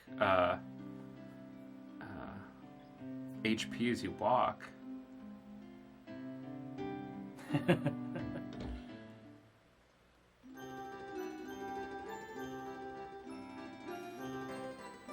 Yeah. So that's what the naked run is. The people were talking about it during Ness Cardinality's Dragon Warrior 1 run on Best of the NES, and I guess like it's totally possible. Like if you just level up, which I think like the level cap is actually pretty low. It's something like level 32, or I think it's in the 30s. You can go and beat the Dragon Lord just, you know, with your guts. It's probably gonna suck real bad. The thing is, like, I'm not gonna be working super hard on it. Like, I have the Nintendo set up at home so that you know, if I have a stream on or something else, like I could just be kind of like playing, like watching a stream and just keeping busy, like grinding out lousy fights. What are you doing? I'm trying to pull up the map. Have you earned a map yet? Do you have to? Don't you have to buy the map? No.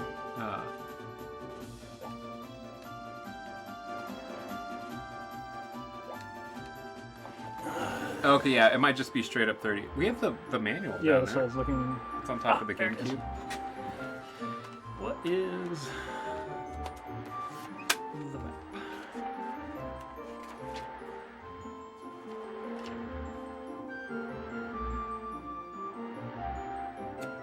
starting circle. There we go. Why didn't I think of that?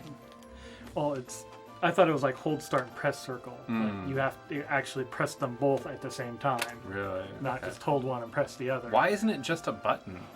Why is it 2 buttons? I don't know. Like, how many command options do you have where they had to do that?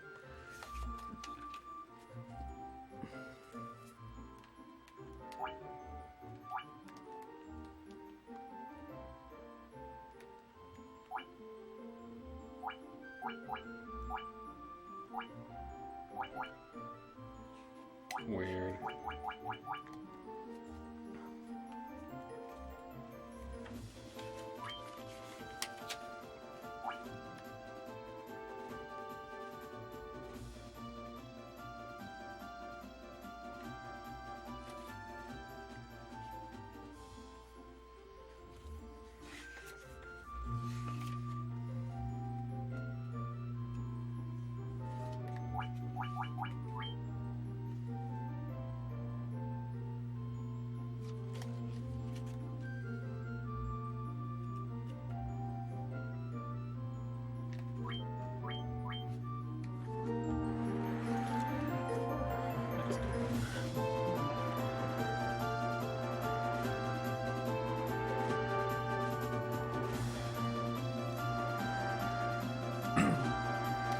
Oh, and Scotty, if you're playing Puzzle and Dragons,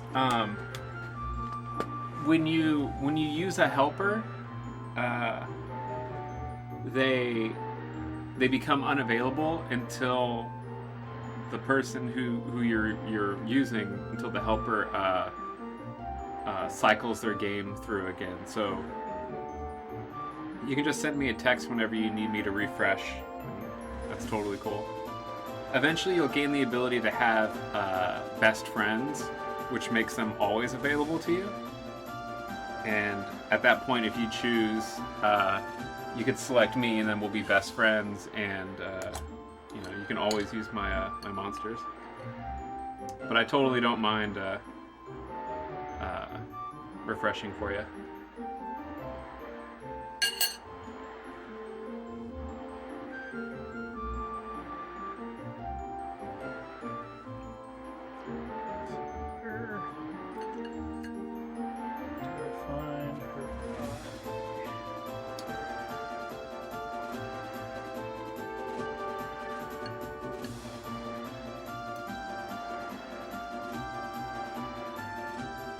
Where do you need to go?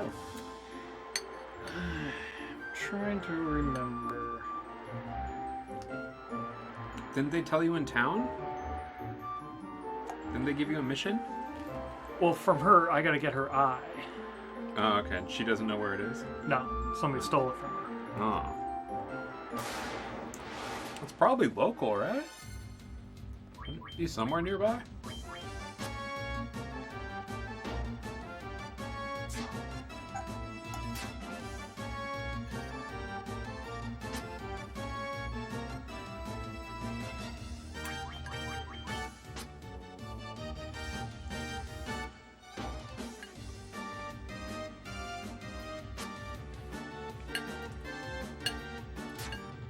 Last night on the marathon,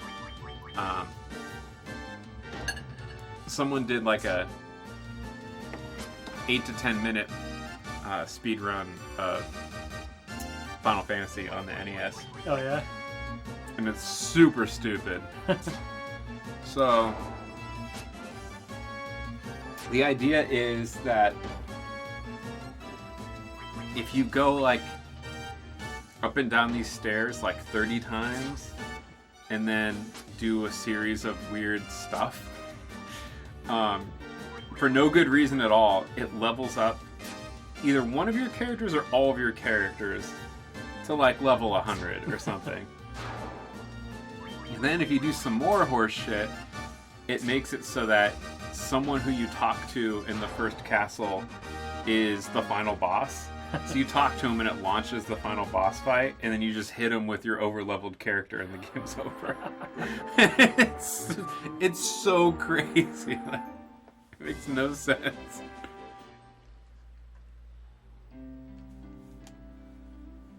Oh yeah, that's a great idea, Mr. Shark Bear. When I beat Dragon Warrior 1, I should replace the stats thing in the overlay with your Dragon Warrior, or yeah, with my stats. Yeah, I'll do that. Yeah, it's kind of weird that when Pizzaroo made that overlay, like he gave me kind of shitty stats. It's like, what? Like, you couldn't give me like a good level, you know? And it was for the 100 follower streams. Like he could have put one of the values in at 100. I don't know. I think he kind of just threw it together.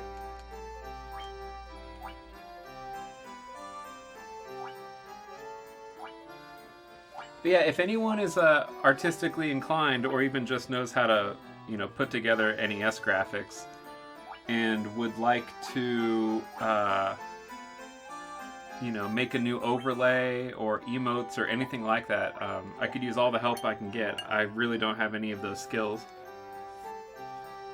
I'm trying to remember what the difference between these two was. You know, I can edit music really well and audio, but I don't know anything about graphics. What is it? Between the sword and the axe. Does it tell you what its stats are? Well, one's 15, one's 16. But the same price. Yeah, I think there was something else. But I can't remember. I don't know either.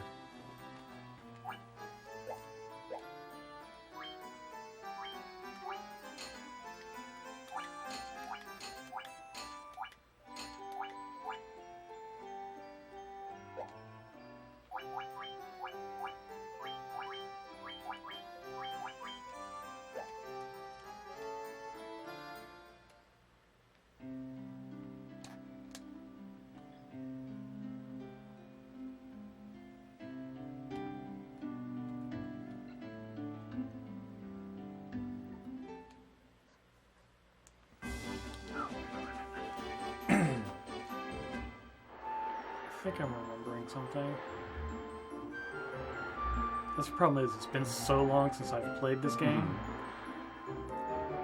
Surely someone in town gives you the clue and you could just learn it the No, I real think it's way. the fact that it's what the brooms say. You have to look at it upside down. Really? Yeah. Let's go talk to the brooms then. I want to see that. Show me the brooms. Oh, okay. Axe is slightly higher damage, less accuracy. Thank you, Mr. Okay. Shark Bear. Thank you. I knew there was some kind of difference between them. I just couldn't remember what. Coolicious. I saw you in the Best of the NES chat earlier. Were you enjoying the Dragon Warrior runs? I forgot to heal him again. Damn it. He's so dead. Never mind. So yeah, Coolicious, we're hanging out with my brother Kyle. He's playing Final Fantasy 1 on the Final Fantasy Origins disc for PlayStation.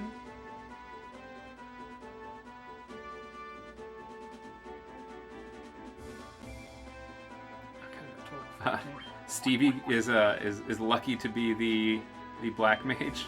Puckle is our white mage.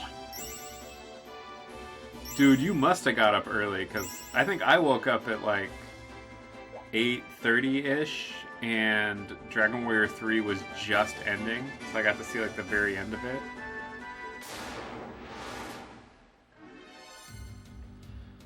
Oh boy. Actually, I think I missed the fight. I think I saw him like doing the hurrah hurrah with the just doing end game stuff.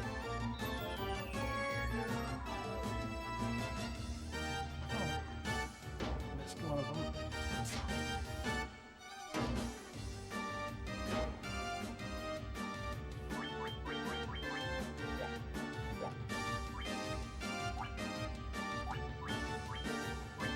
Are you guys going to bicker? Who, me and Kyle? I don't know if it'll be bickering exactly, you know. I was giving him a fair share of razzing for cheesing the mini game to get a whole bunch of free money at the beginning when he's already playing easy mode, but that's about it.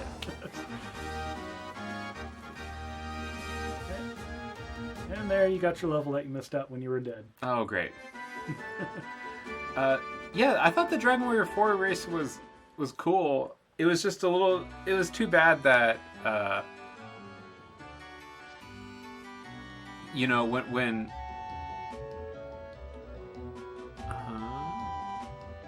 flipper over, flip. And what does that say, something?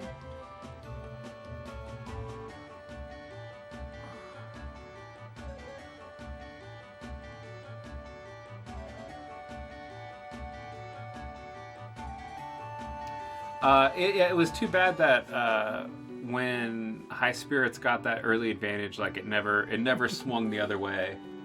And there was a lot of opportunities where it might have, but it just didn't turn out. Yeah, maybe we should type all that out. Or do I need to write it down and then we can...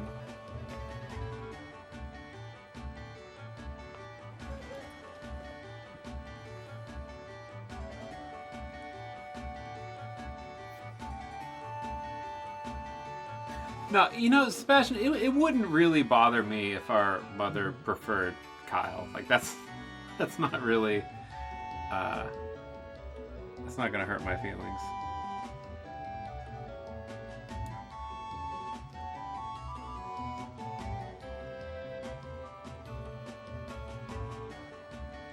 I think it's just... is it for relettering or reordering the letters? Start... and circle? Yeah.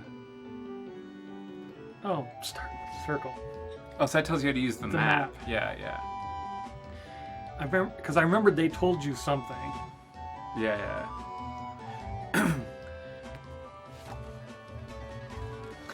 I was less impressed when I realized that they used odd glitches to beat the game.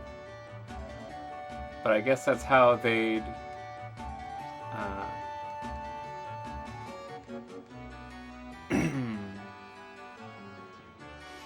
Yeah. Well, you know, it was... So, in a way, like, I didn't know if... Because Nestcard usually doesn't do Grizzly Saber. But I think it was a pretty cool... it was a pretty cool idea that they would show the two different strategies for the grind.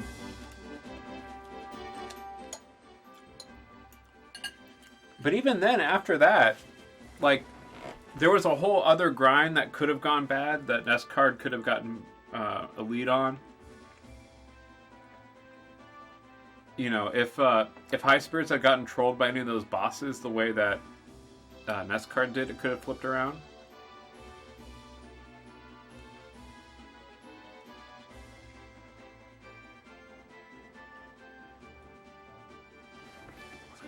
The only other town I can get to right now is down there. I don't know, Sebastian, like there's not a whole lot of glitches in that game.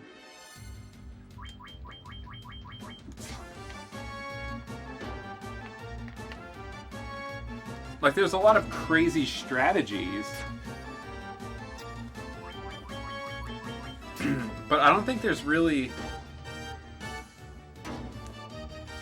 I think the only glitch that really is a big factor in that game is leaving someone dead in the middle of your party to protect the people behind them. Like, that's something.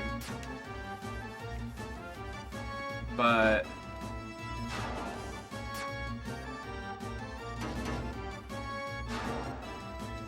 But it's really not it's not a glitch-heavy game.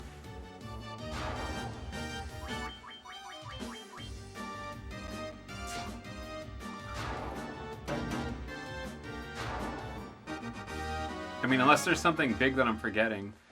And Air Kicks would probably know better if he's still in the chat.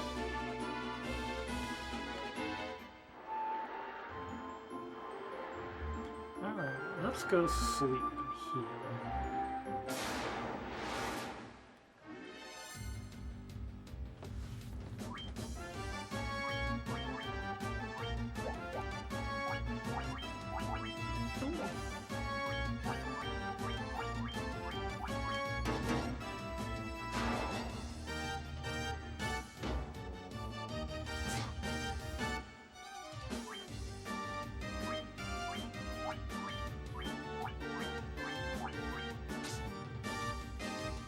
Oh, okay.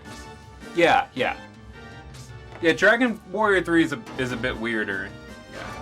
Yeah, you're right.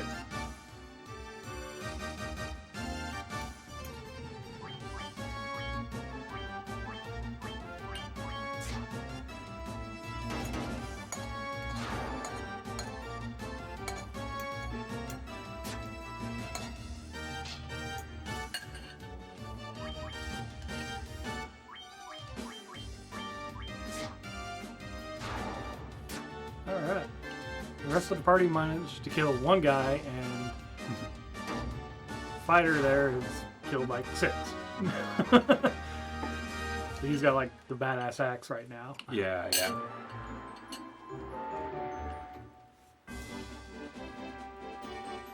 It's almost all you need, like one tough guy who can actually kill people in one shot.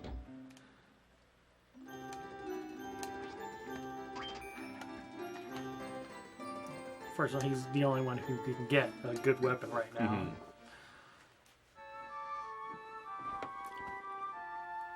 Yeah, being able to manipulate those metal slime encounters is pretty crucial in Dragon Warrior 3. It's sick. And a lot of the strategy for that was come up with by Darkwing Duck.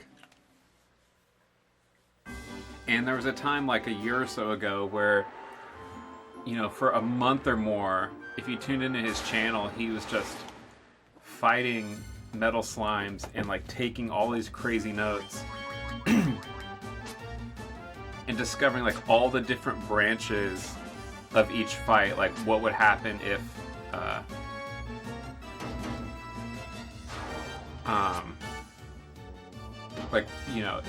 if you run into this encounter and you do this action, what is the outcome of it? And so he mapped out like all the possibilities. And he found a strategy so that if you got into a fight, you would know where you were, and so then how to get into the fight that you wanted based on where you were. It was insane. And it was the most boring goddamn stream to watch because it's just him and a fucking notepad on his computer like logging battles. It's like, Wait, Ghoul, they tell you about the parry fight glitch in the manual? Are you serious?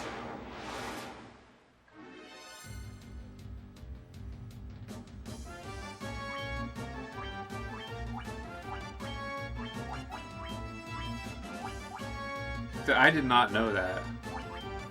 I'm gonna go home and look at the manual.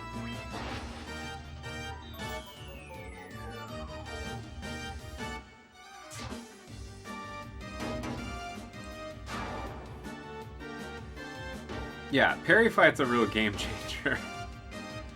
So, I don't know if you know, Kyle, but that's if you target one of your party members and choose to parry, but then back out of the action and select fight, it counts as as you're still parrying, so you do half damage, or you receive half damage, but you still attack for normal. Dude, I'm sorry I didn't know. Dude, I know about the parry fight glitch. I hadn't read the Dragon Warrior 3 manual. Come on, man. God, I swear I'm not like some crazy noob. I play games.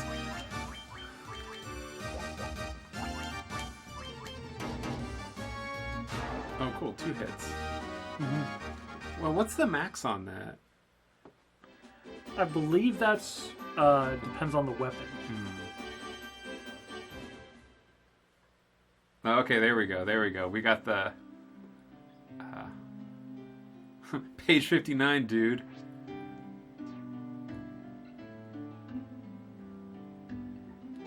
So, are you and your bro excited about the OC being online to stream?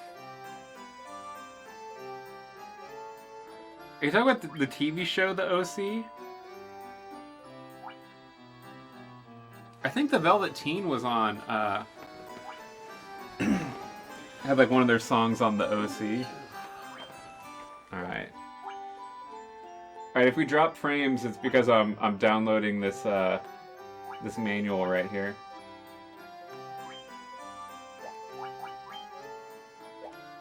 Air kicks with the hookup.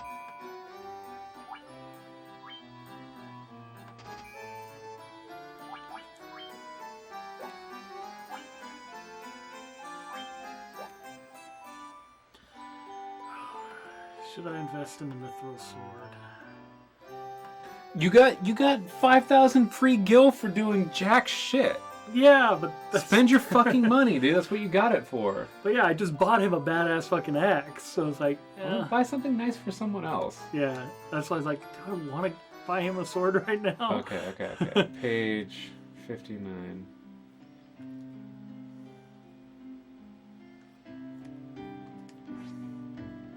Oh, this is a really good manual. It's in color. It's rare for the time. Okay, page.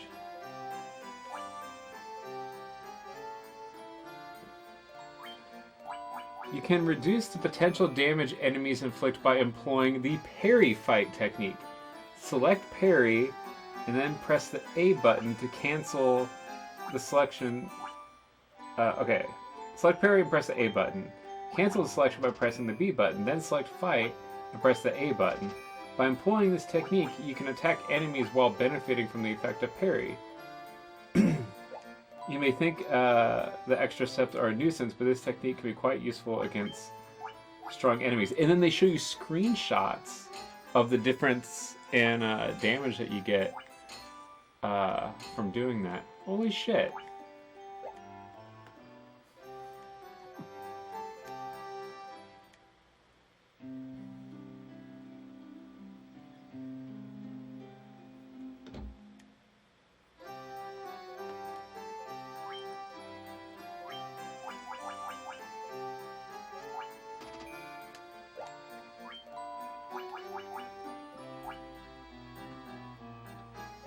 Scumbag Enix.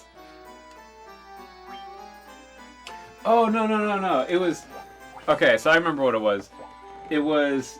Death Cab got a bunch of exposure from the OC, and the Velvet Teen had one of their songs in Sorority Rules. Completely different levels of exposure. I was conflating the two...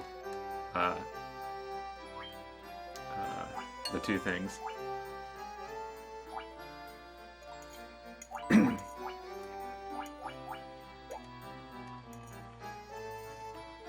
Turning glitches into features decades before EA.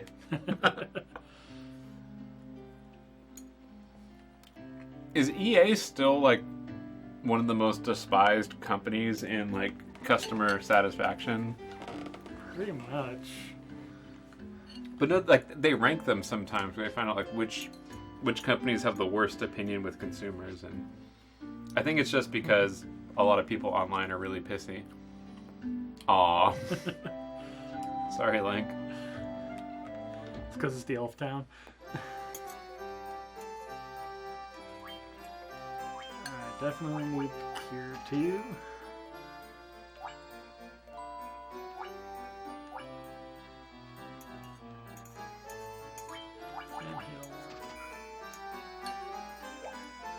Yeah, as you can see, 5,000 gold is not going to go anywhere. Comcast is still the worst. Yeah.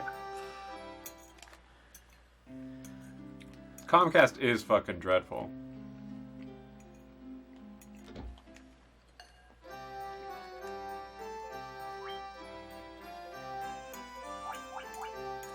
What has Activision done lately?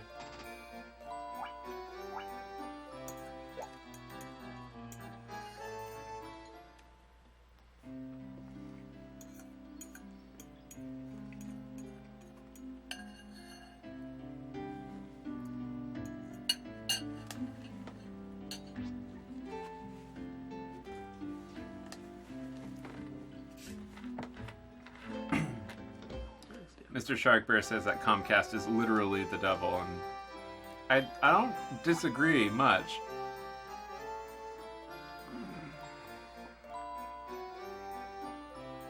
Yep. Can't buy those right now.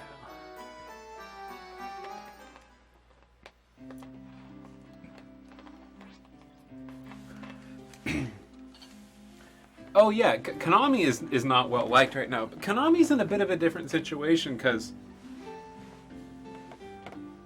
so like, Comcast is hated because they abuse their customers, and Konami, I think people are upset with because Konami isn't doing things that, you know, their customers think they should be doing, but it's not like, you know, it's not exactly the same situation where like you're getting a service regularly from Comcast and can't get support. You know, people just want Konami to be producing different games. So, you know, I think it's a bit different when like you have expectations of a company from a service that you're getting already, or that the product that you're getting is found to be like faulty, which happens with Comcast.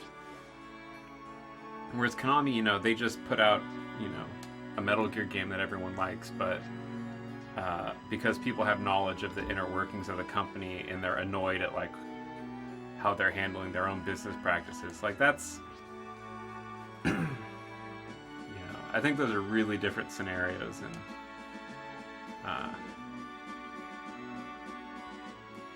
I think people have more right to be pissed off at Comcast. Especially when, you know, there's a lot of situations where, you know, Comcast is one of only a couple games in town to be able to get a service. Yeah. And so when you're dealing with like an effective monopoly and you can't get your customer support from them, like that's a real abuse of power. Oh, is that true? The Metal Gear game wasn't finished?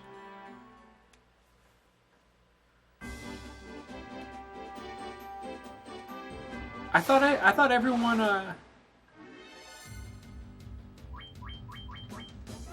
thought people were happy with the Metal Gear game.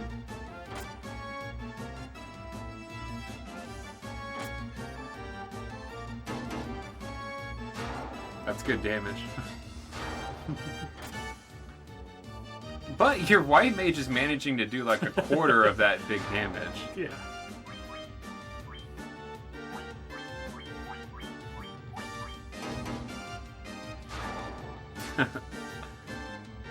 Well, that is unfortunate, Sebastian.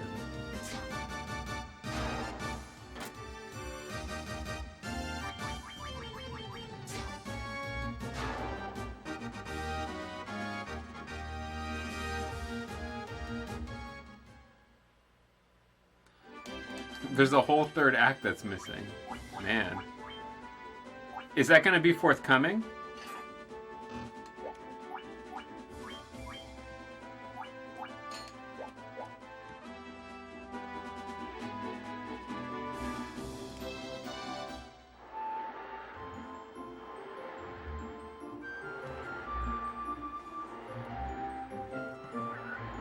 Where am I going?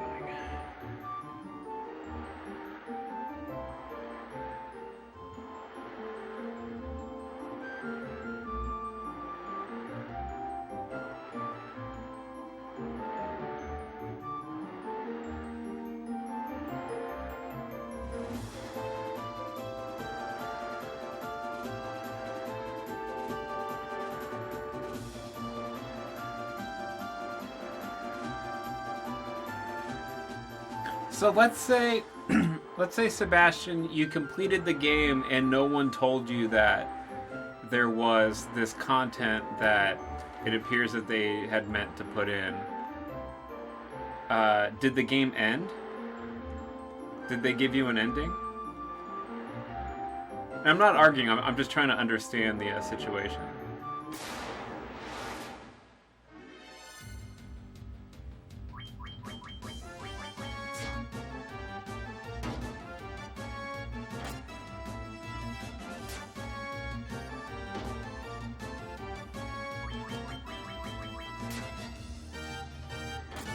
Because yeah, I admit I haven't been following anything with.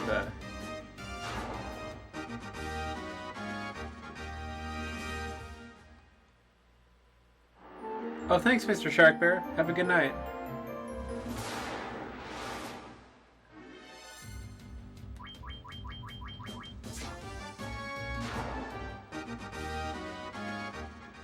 Oh, okay, so there's a huge event that happens near the end of the game that doesn't resolve. That's too bad. Okay.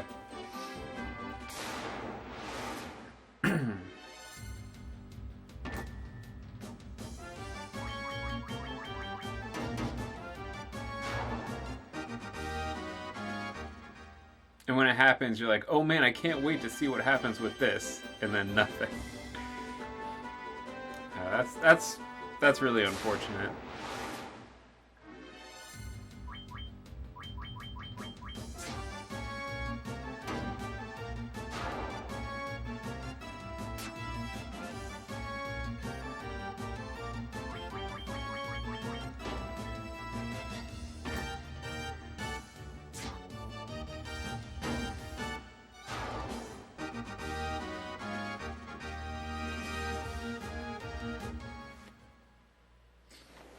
Yeah, I bet it's a tough situation when, like, you know, when you get to be a company as big as some of these companies are, and some of them have investors.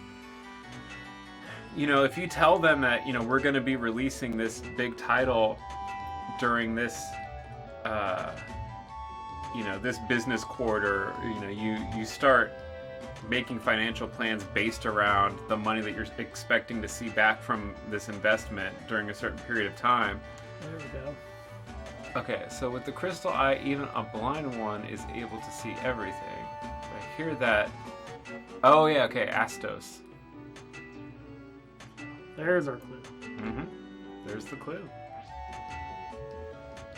And I'm not being an apologist. I'm just, you know, I'm trying to think out like how these, you know, how these things happen, and then also to kind of guess in my mind, like, you know, what the better, you know, what the better resolution would have been. It really does stink that it's a.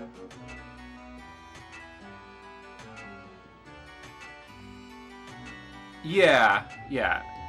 From what I hear, like Kojima, you know, he works like an artist, and that's got to be very frustrating.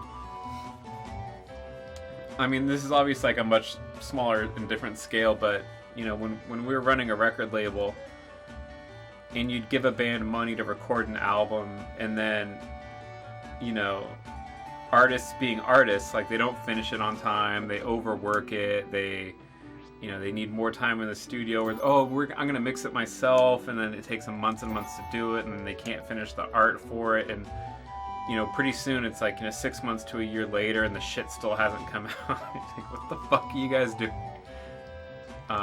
And the project just gets bigger and more expensive as it goes on, and yeah, so definitely Konami is shifting toward mobile and pachinko, which is a real shame for video game fans.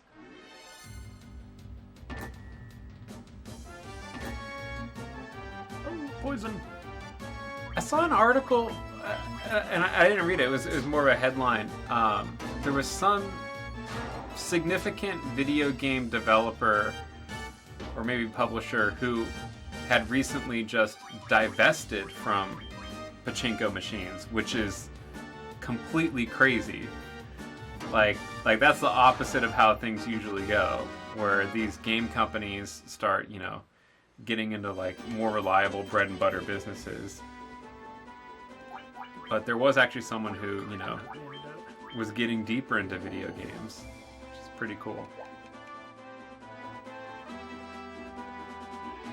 And I think maybe everyone is a little bit nervous that Nintendo is starting to experiment with mobile games. Mm-hmm. Okay, so now I gotta find him. Where the hell was he?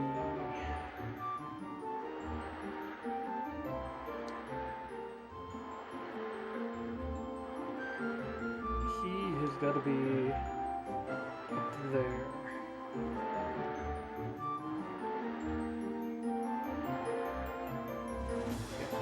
That's the only other place I can get to at the moment. Alright, all the way down south.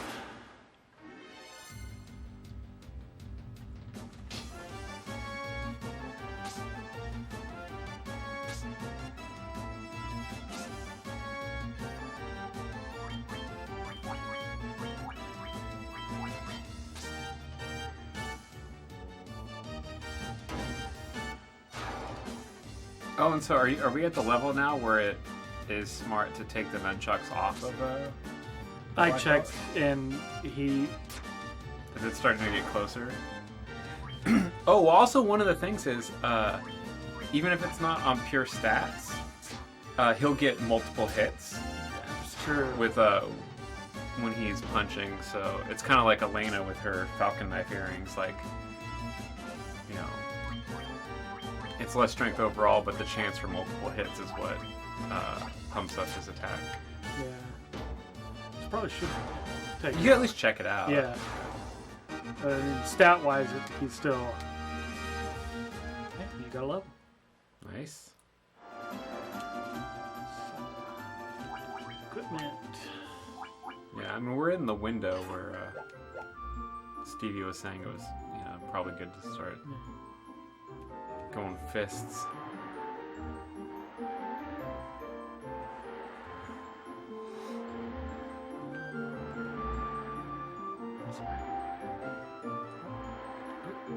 That was right the first time.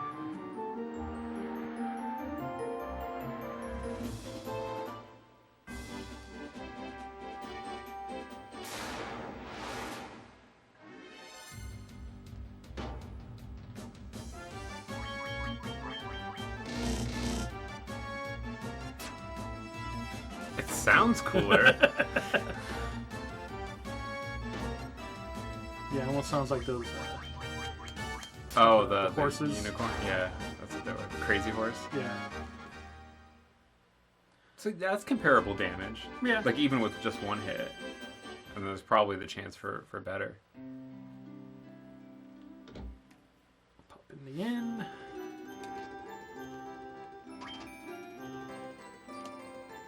Aw. I'll tell you sweet dreams.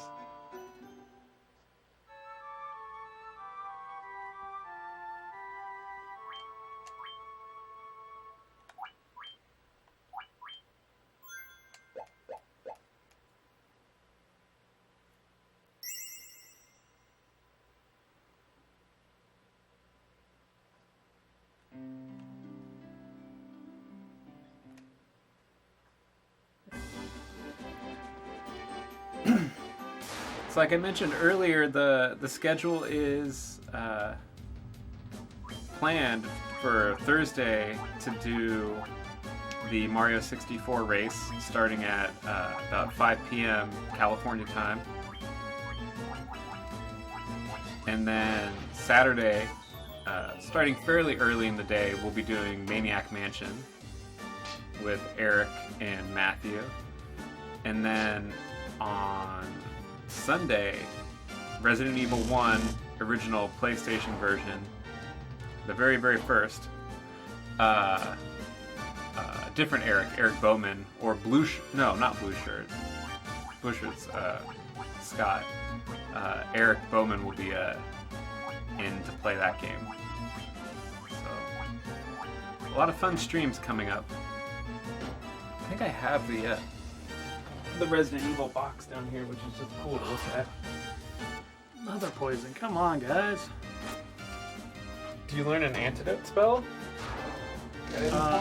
No, but I do have an antidote on me.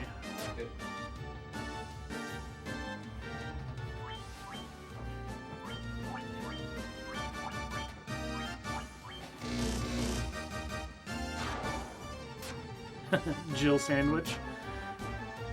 Yeah, I don't know what the Jill sandwich is, and goddamn it, Eric Hicks, don't give me a hard time for this.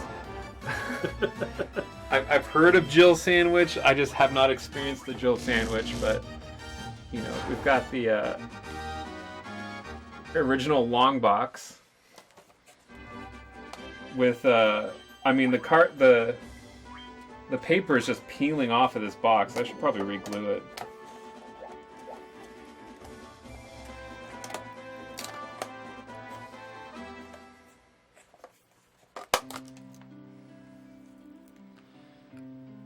Pretty sweet.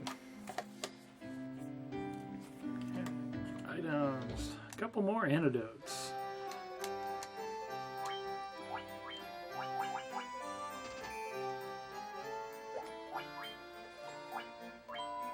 Oh, is it Jill Sandwich in Resident Evil 2?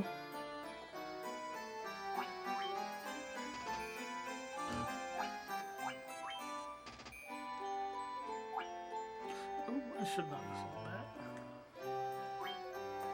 that. So this game has unprecedented detail-intense texture maps, shadows, and lighting effects. Unique camera angles, action perspectives, and realistic polygon character graphics. Ominous digital surround soundtrack adds to the rich and evil 3D environment.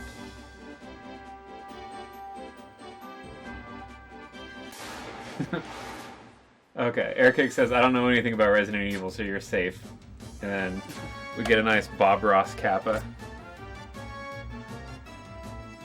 Oh, so Sebastian just says that we should just play the second one because it's way better. Yeah, I like Resident Evil 2. I think Resident Evil 2 is really good.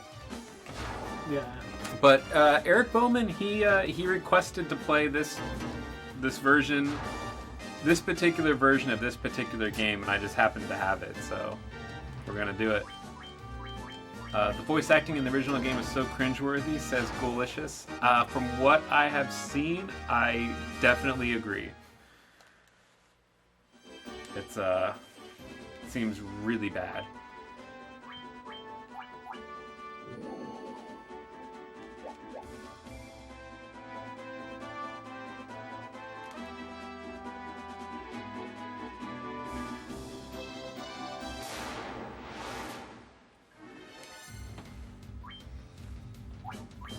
So, Frisky89, the guy who I'm going to be doing the race with,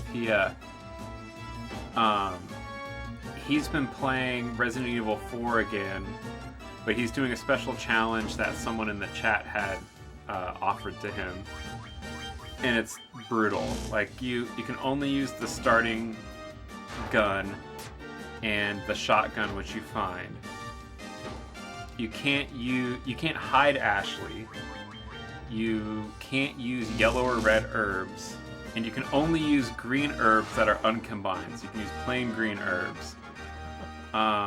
There's some other restrictions too, which I can't remember exactly. It's just a fucking nightmare. Oh yeah, you can't use the merchant. So you can't upgrade your weapons. Sebastian says, oh, of course the comedian wants to play the first Resident Evil game. Yeah, it's a comedy game, from what I've heard. But hey, you know, it's where it all started. I think it might be an important historical curiosity to showcase on the stream. What's Chaos Mario, Sebastian? I don't know what Chaos Mario is. Is it like a Super Mario Brothers ROM hack?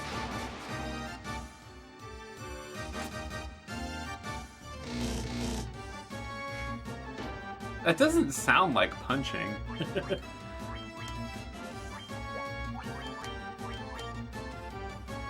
Maybe it's like, you're doing 30 hits in a second. Yeah, but nobody can do that.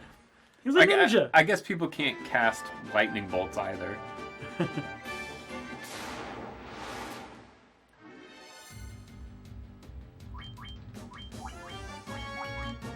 Oh, gee, are you worried that Eric Bowman's gonna try to Mystery Science Theater it?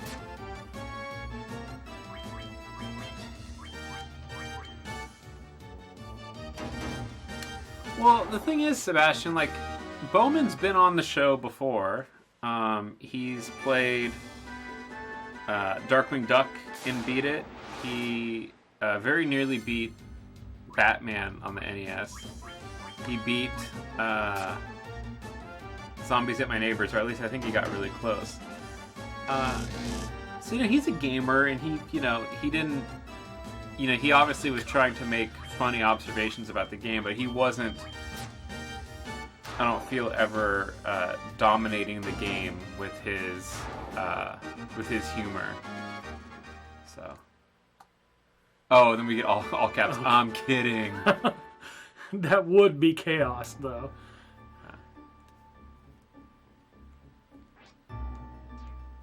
Okay, so it's a Mario 64 ROM hack that randomly inputs Game Genie codes every 20 seconds or so. Are you serious? That sounds really cool.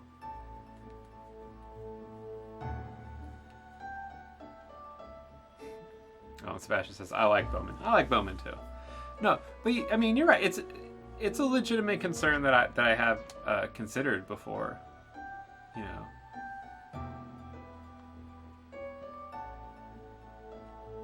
Look, we're just talking frankly, Sebastian. We're just rapping here. This is a good remix. I like this.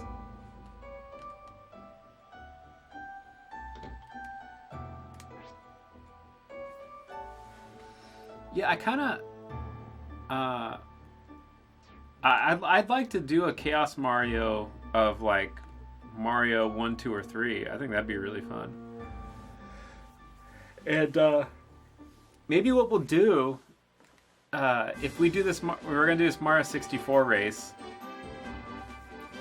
Frisky and I will both be kind of familiar with Mario 64. It might be fun to, like, the next week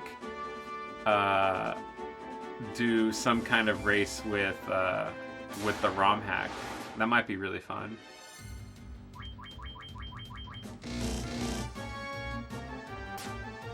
Because I think doing crazy mode would be way more effective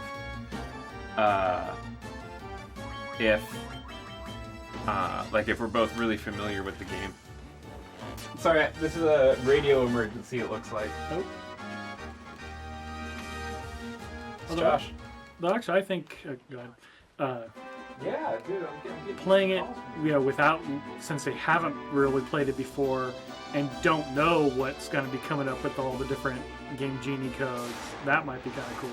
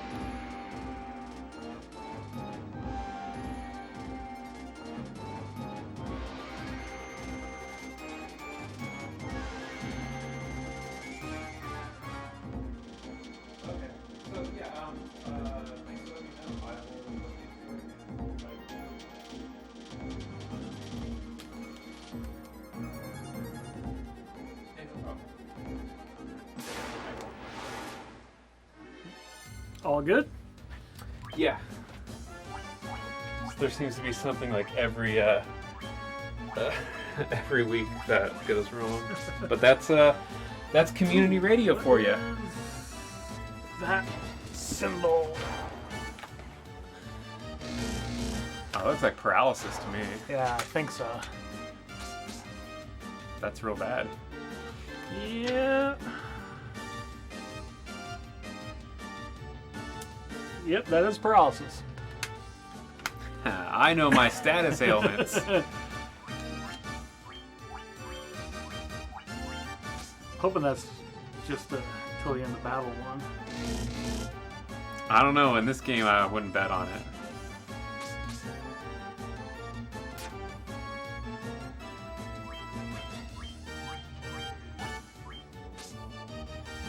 One second, guys. I have to send our station manager a message.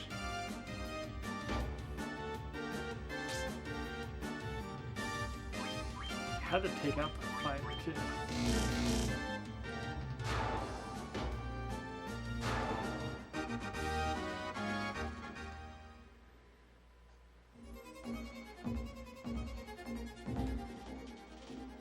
Oh, nice.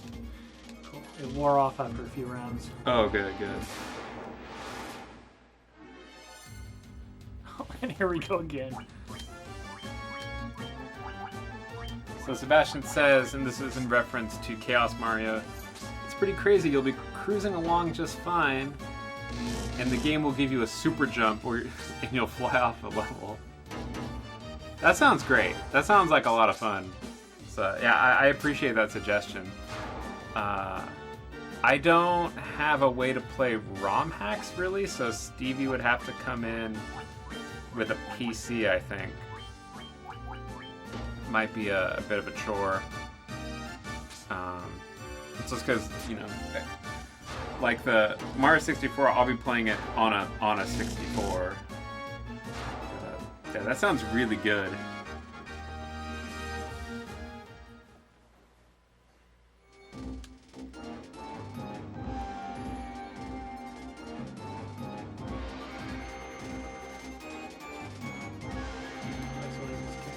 Get up, you Bert.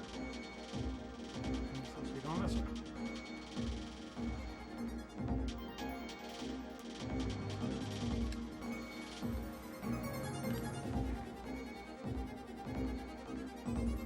Well, it's cool that you can still hear the original song somewhere in there.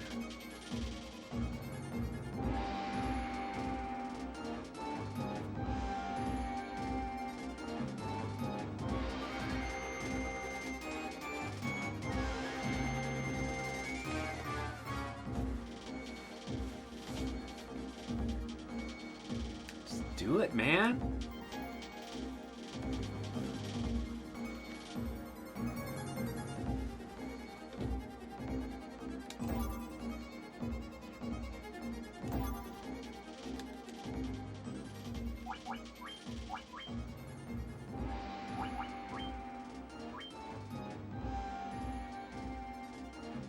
Ah, yeah, the accuracy is the difference. Oh, okay.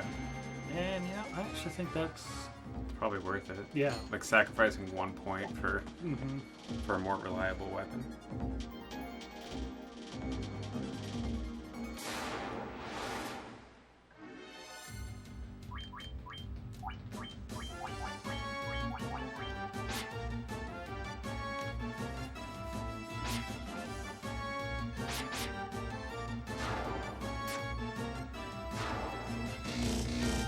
Dude, these guys are weak. If the fucking black mage took one guy out. Yeah, that's pretty crazy. Then again, they're skeletons, so you know.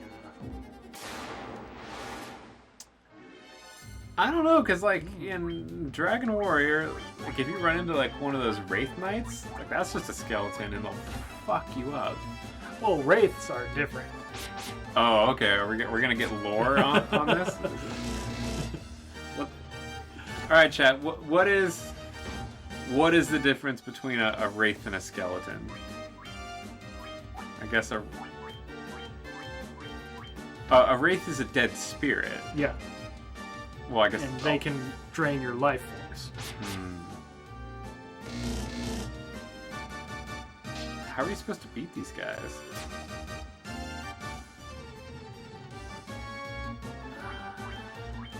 But okay. So when you encounter a Wraith Knight in Dragon Warrior, like they just look like skeletons, though. Yeah. Let me make sure I'm getting the name right. I believe those are the black skeletons that you fight south of the town where you get the Erdrick's armor. So, mental note: attacks with weapons don't do diddly shit on these lives. Yeah, you probably just barehanded does. Magic does. Oh, that's some poison, man. Yeah, I forgot. Yeah, if that fight doesn't give you a good experience, like it might not be worth magic charges. It might be better just to run. Huh. Like if it's more trouble than it's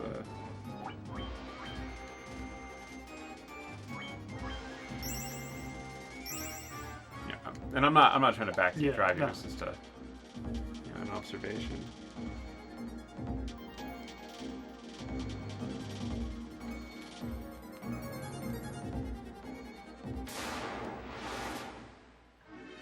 Oh, I'm thinking of the Demon Knights.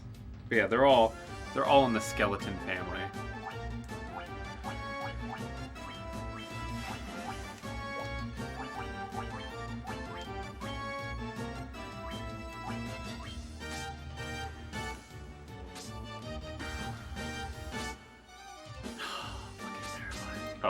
Oh, okay. Now, am I right? If everyone in your party gets paralyzed, it's game over? Or do they just... I don't know on that one. Because I think in, like, one of the Final Fantasies, like, if everyone got immobilized in your party, you were just done. And that really sucks. It's a bad way to go.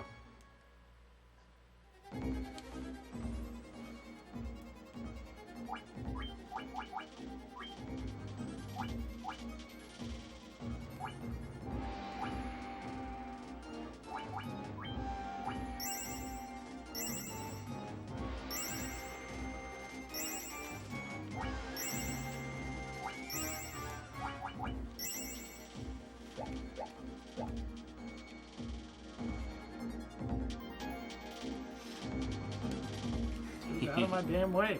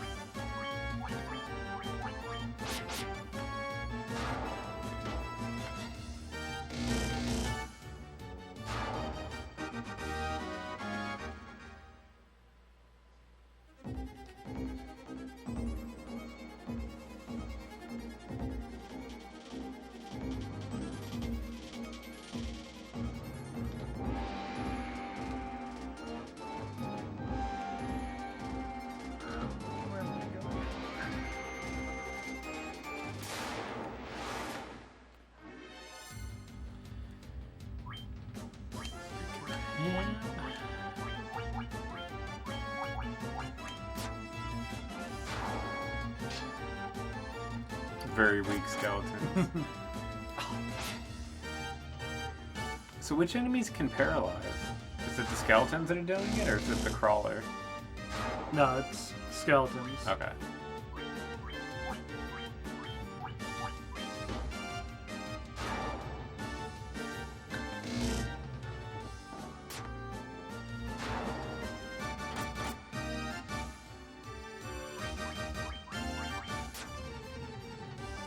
And then there's is the cockatrice? Are those the guys who cast stone later and are real pain? Mm-hmm.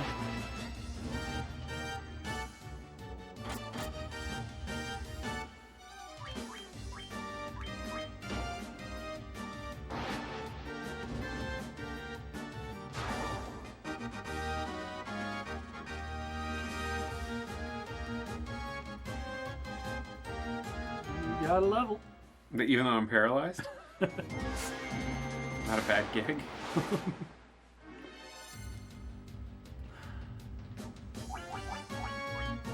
I like it. These guys are more trouble than they're worth. Black Mage can run pretty fucking good. He's the one who's run on both. That's great.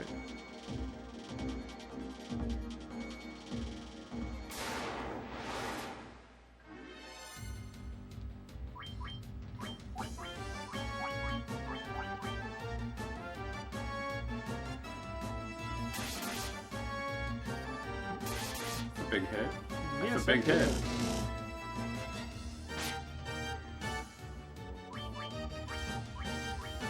Joshy came in pretty low on his damage roll there.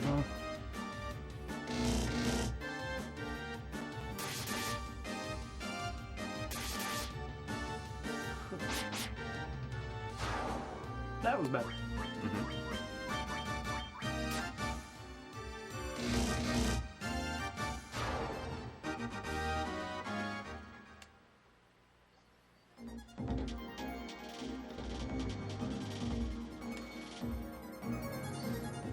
Yeah, I think you're gonna need some serious potions to get through these dungeons.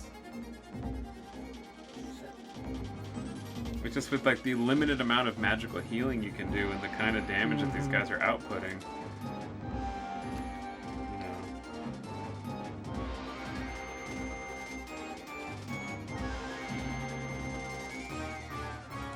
I want that one first.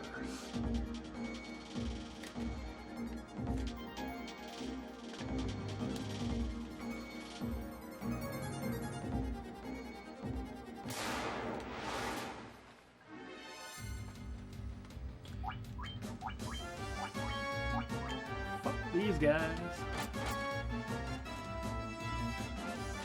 Yeah, like the strat's probably, you know, grind your levels in a place with like good experience and safe fights, and then run through the dungeon, get what you need, and get the fuck out. I mean, like, I don't think you want to be away from town this long. I don't think you want to be getting paralyzed by skeletons.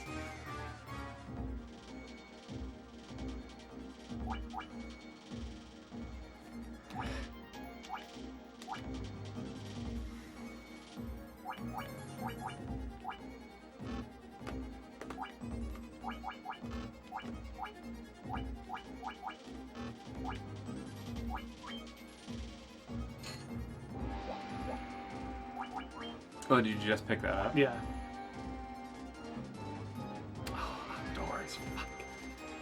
Can't use it in here. No.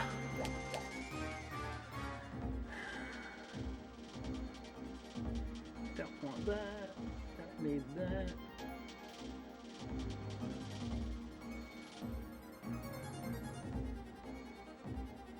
That's worthless. Yeah, this is definitely a game where you need a lot of potions. Uh-huh.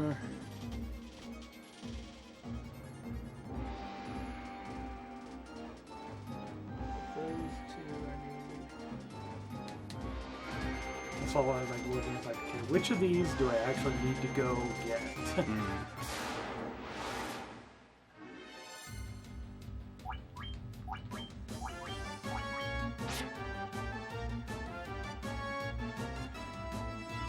Ooh, Black Mage couldn't run that one.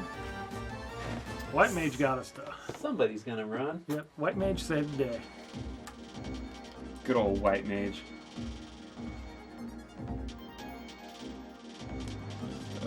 Oh, Mystic Key. Fuck. Yeah, we should probably be taking notes on all these places where the Mystic Key comes up. Well, these guys just hit way too hard.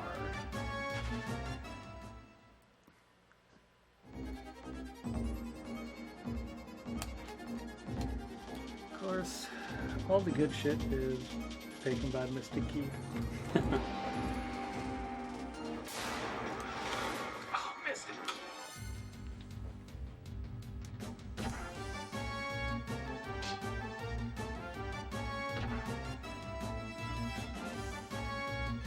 I'm just checking this out to see what the levels are like. This is what I sound like.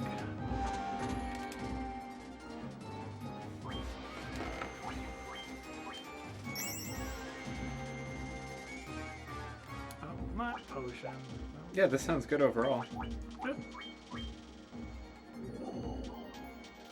Got it. Clear.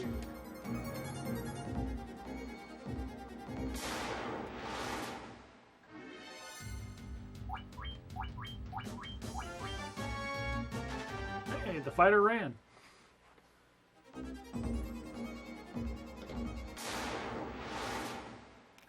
here we are. Yeah, dude, these new settings are just so nice. The Like- Seco Demon.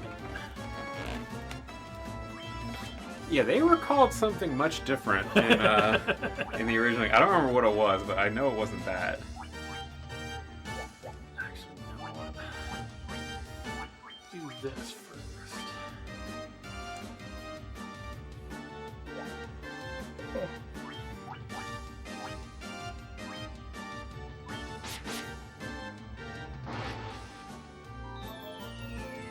Slow. Oh, bastard.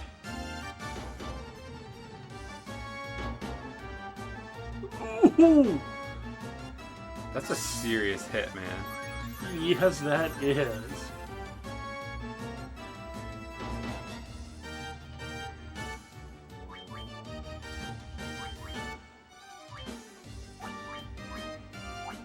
Oh, so you can target multiple targets. Different spell. Oh, what was it? That was Lightning 2. Oh, okay. I gotcha. Or Bolt 2. Yeah.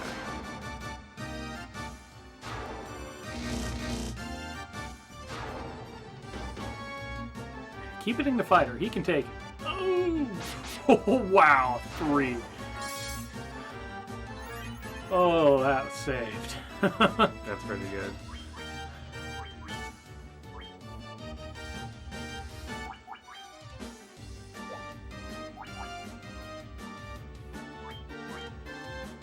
So are you going to have to consider just turning around? Like, do you think you're going to be able to make it Well, to this, the end and then back? This is the fight right in front of the chest.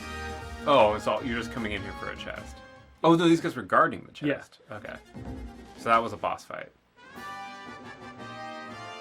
Perfect. Now I just have to get my ass out. Yeah. Okay.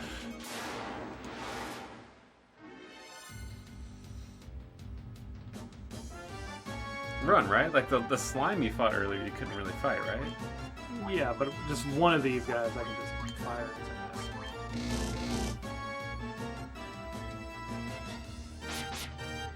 ass. Oh, okay. These guys I can actually hit. So cool.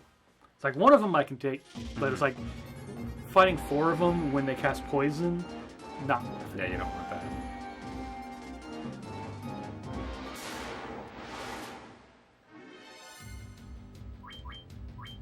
These guys are kind of pushovers.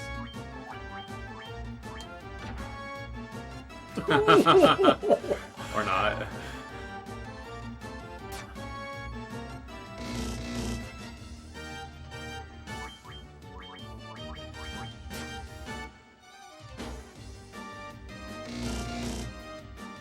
Oh, I forgot to tell you earlier.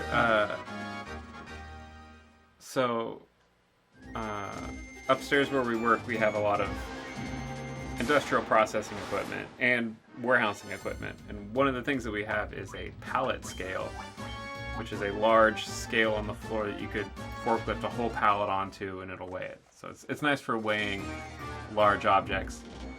And I saw on Facebook a friend,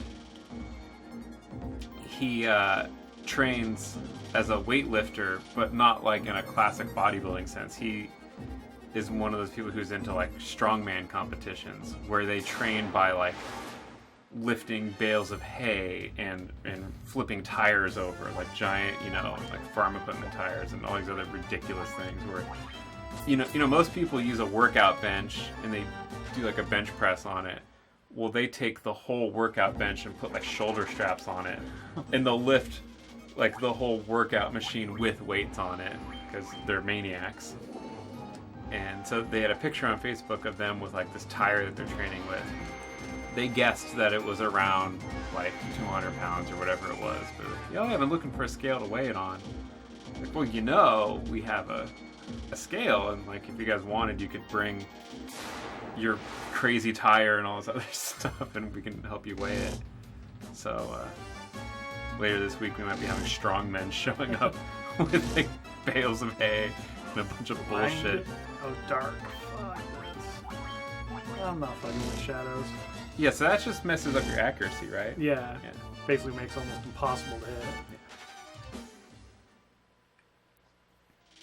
Please tell me. Yes, that's. I wonder if that ordinarily heals at the end of fights. Certain statuses did, others did not. Okay.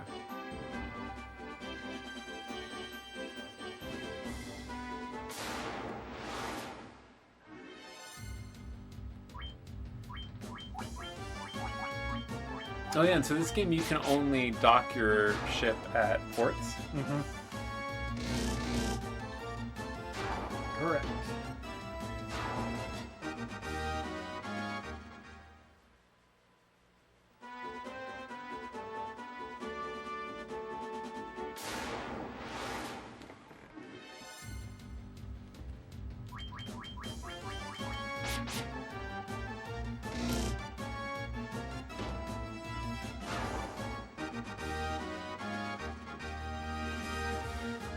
So I think when Fiesel, who's the current world record holder at this game, I think he might fight in these woods, and he looks for like ogre fights. And so he really likes a fight where there's like one great ogre and then like a couple other ogres or something like that. There's like a particular fight that he really likes. And so he's learned certain manipulations to get like more of these particular fights. Yeah. There's one trick that I know worked on the NES version. I don't know if it will work on these other versions. But if you dock your ship at the starting town, go in, save, power off, not just reset, completely power off, start the game up from there, and then head directly south, you'll hit a battle, and you'll keep hitting these battles, like, you know, after you go a certain initial, you'll keep hitting them like over and over and over again, and they're easy battles, and you get tons of money. Yeah, so that's they do a similar thing to make it to like the whole first part of the game, where like they know the step counter. I think it's like actually through most of the game where they, you know, they're counting steps every step that they go, and so they know that like when I leave the first town, I go, you know, west this many steps, north this many steps, go to the boss, fight it, come back. And they've got all their encounters planned out. And so even when they go into dungeons, like there's fights that they want to avoid. Like I think they want to avoid the petrified fights. And it does work that way because like your step counter is affected by like the power cycle. So when you turn it back on, you know, you've reset a bunch of stuff. And so like that those kinds of tricks should always work. And it was weird with Fiesel because like he would do runs and then he'd power off and like it wouldn't reset the stuff, so he'd have to play like Minesweeper for 10 minutes or so, which I guess is to like let the capacitors fully discharge and like somehow get like a cold restart. But I know like he was looking for ogre fights because they were relatively easy, and just like the payoff for him was like the most efficient fights that he could do. Yeah.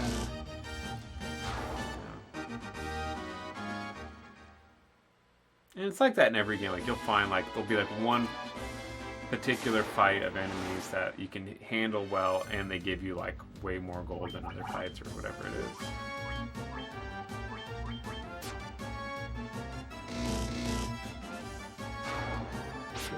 That worked out in my favor. I accidentally double hit and had the main guy fighting the other guy also. So.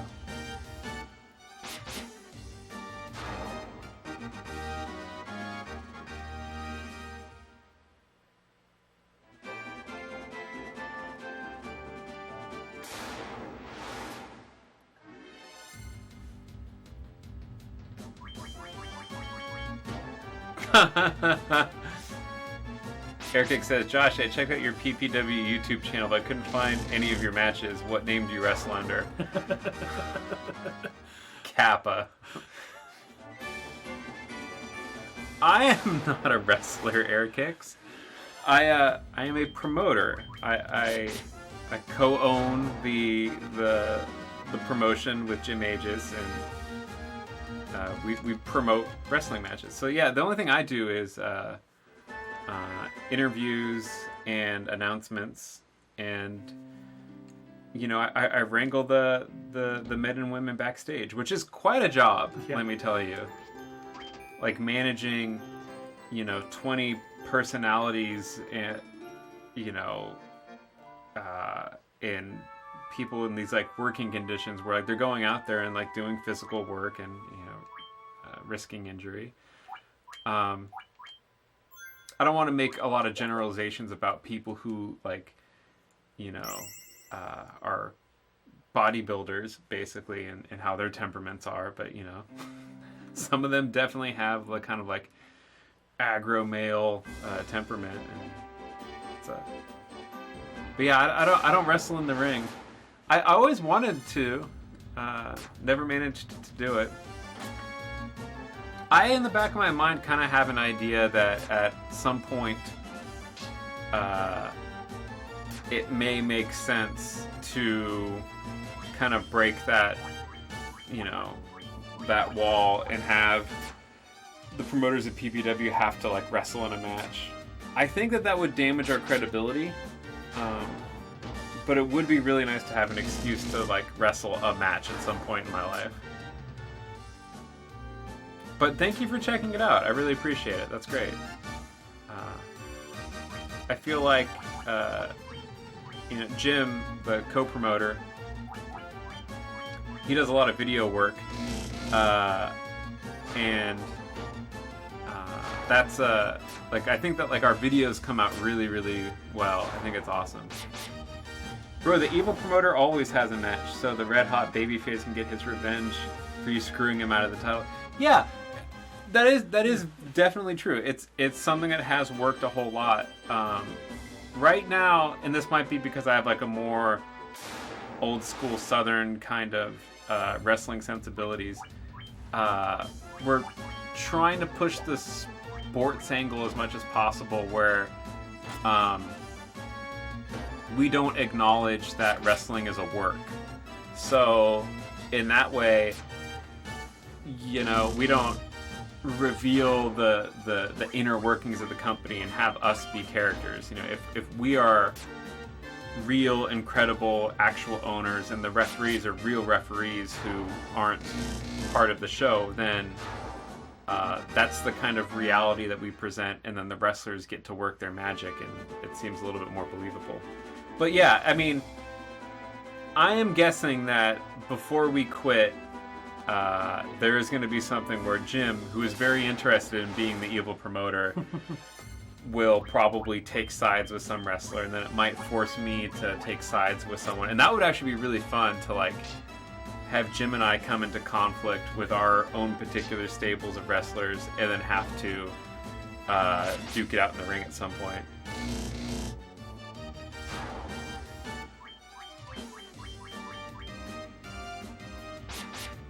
Although for being real refs, not part of the show, they have been taking a few dives. Yeah, the refs do get hit. I mean, you gotta do that. Like, sometimes you're in a tough position where, like, it's really not convenient for the referee to be awake right now, and we have to knock him out. Poor guys. That's the cost of doing business.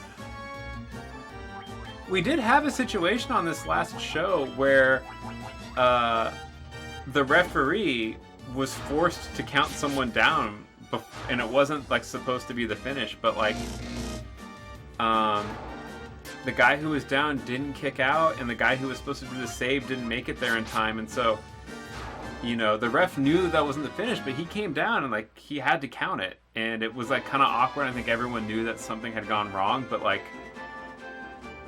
what do you do? I mean, yeah. You can't just like, oh, sorry, that wasn't the finish. like that, then all your credibility's gone. Mm-hmm. I actually made the mistake once, and it's the only time I've ever been in the ring for a match. I was refereeing a match like 7 years ago, and one of the guys had gone outside of the ring, gotten thrown out, and he was kind of attacked by one of the fans, and he like barely made it into his position to catch someone who was jumping off of the top rope out to the outside of the ring. And then he got in the ring and was like kind of flustered, and in the pin, it was actually a man versus a woman in that match. He was trying to tell Cassie Summers that like, oh, I got hit by a fan, sorry, like trying to explain the situation. And he wasn't kicking out in time, and like I knew that wasn't the finish, and I kind of hesitated on the third count. And people see that shit. Like, it was very brief. Like, it was like, you think you're being smooth, but it wasn't smooth enough. And it's really... The king who, was like, oh, I need this crown to, because Astros came in here and ruined my castle. Oh, it turns out he's Astos? Mm-hmm. Oh, should we have healed before we, I did. Oh, good. I went back to town and slept. Smart. Yeah, thank you, Eric Hicks. Thank you for checking that out. I appreciate it. I really think you should put that teardown video up public. Oh, is it not? Yeah, I'll tell Jim we should do that. It might have been one of those things where he was waiting to do that until like he'd finished the whole show. But yeah, I think I should make that public. Okay, attack. I'll give this one shot on him.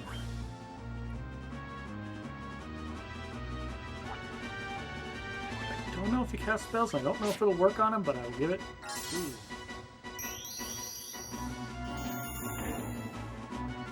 Nope, didn't work. Okay. Oof. Is this a fight you're not supposed to win? Because this looks pretty bad.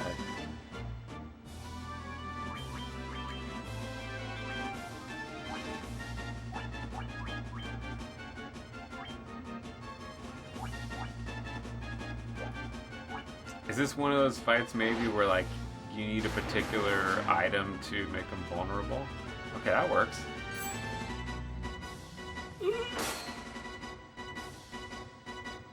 Ooh. Nice. I don't know. Wow, this is hard. Because these two guys, that's the only thing they can do. Yeah, I mean, you gotta try to fight it out. Since he's the only one doing damage, he's getting a shield. Oh, hey, that was 10 points. Okay.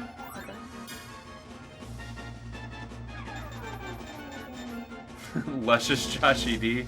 No, I am Josh Drake. I am not a character. I haven't. In all of my daydreamings about pro wrestling, I've never come up with a ring name that I think I'd be happy with. Oh, there you go. I'll give it some thought.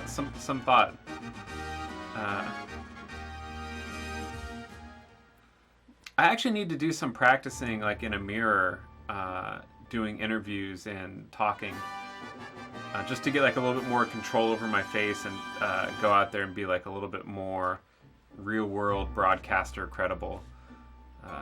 So that's my homework before the next show, is to try to practice doing promos and interviews in a mirror and just having more control. I really hate to disappoint you, Eric Hicks, and well, I feel like I've never misrepresented my position here.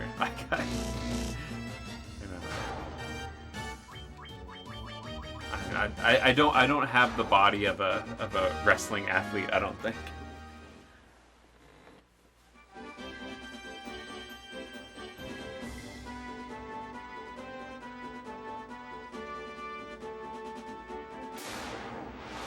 Dude, yeah, because I'm a promoter.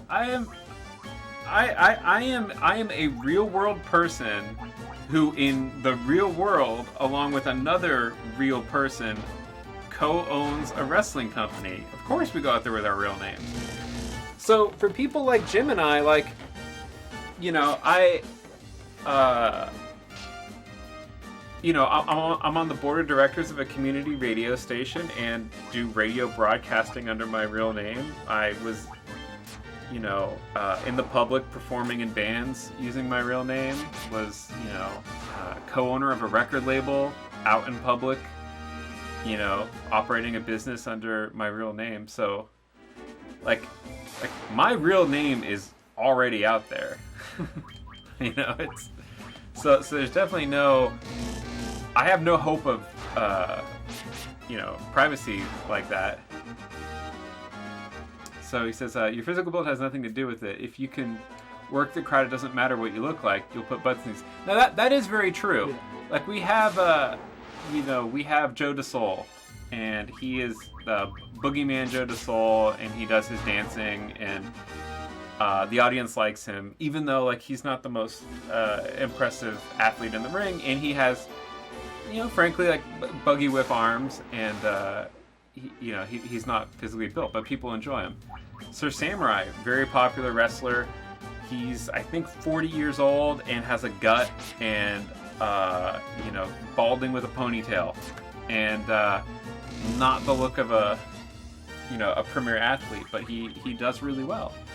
So you are absolutely right about that. What I just meant by saying I don't have the body of a wrestler was that I hope that I'd never implied that I was actually a wrestler and thought it was apparent that I was not a wrestler. But hopefully, hey, stay tuned. Hopefully sometime soon, because it is a bit of a dream, I'll be able to adopt a persona and get into the ring in some small capacity and in the right angle. I think it would work, and it's something that we should probably do. No, that's not true, Eric Hicks, because for a long period of time the ring was set up here at work, and I would come in early before work, and I would practice taking flat back bumps. So I wasn't scared of doing that. I was not properly trained and didn't want to hurt myself too much by doing really risky stuff. But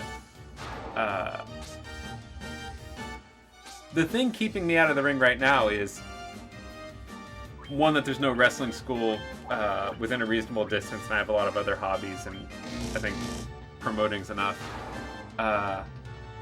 But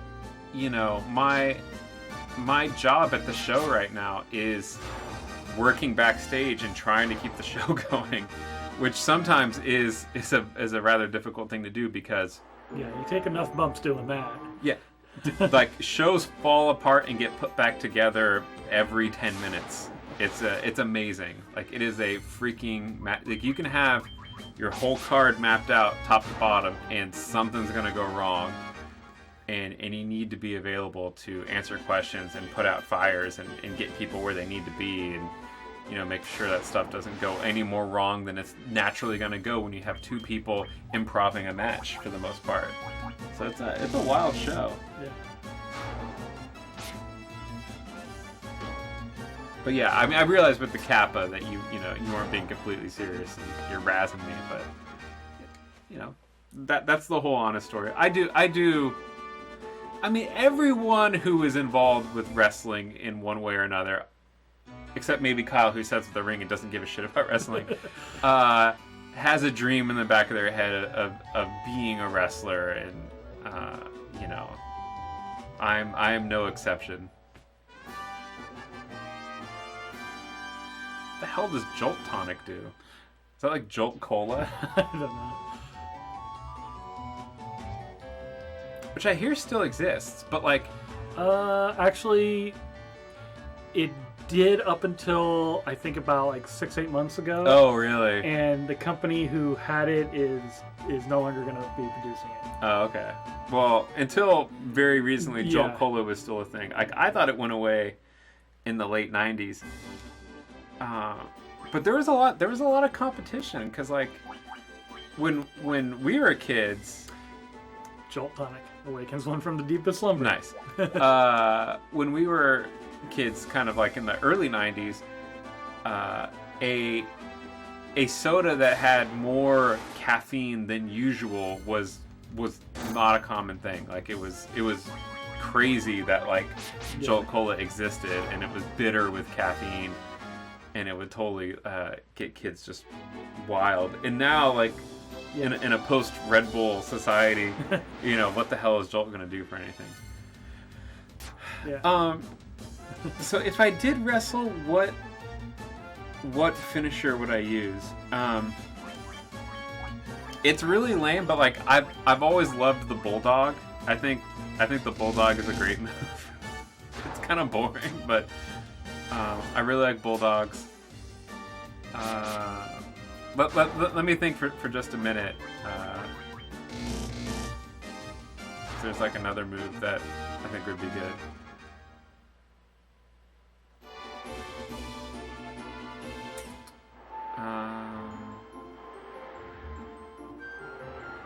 You know, I don't think I've ever been too into like holds, so like a Texas Cloverleaf or a figure four or a sharpshooter. Like I don't think I would do that.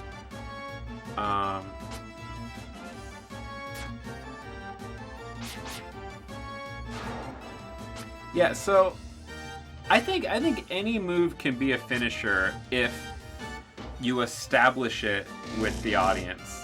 You know, like, you know, a clothesline is a clothesline, but if you call it a lariat and people know that it's your finisher, then a clothesline from a certain person with a certain knowledge in the audience's head can turn that into like a devastating move.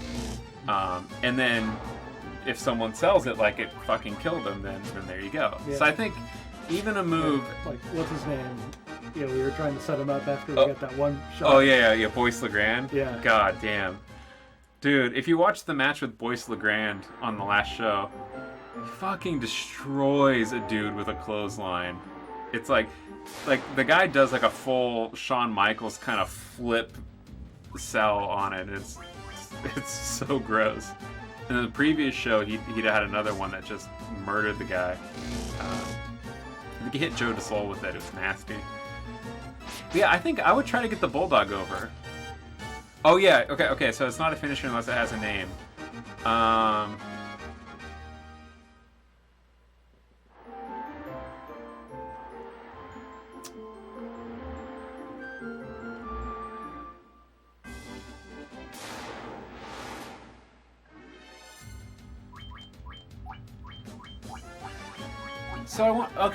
So let's see. Let's try to work this out.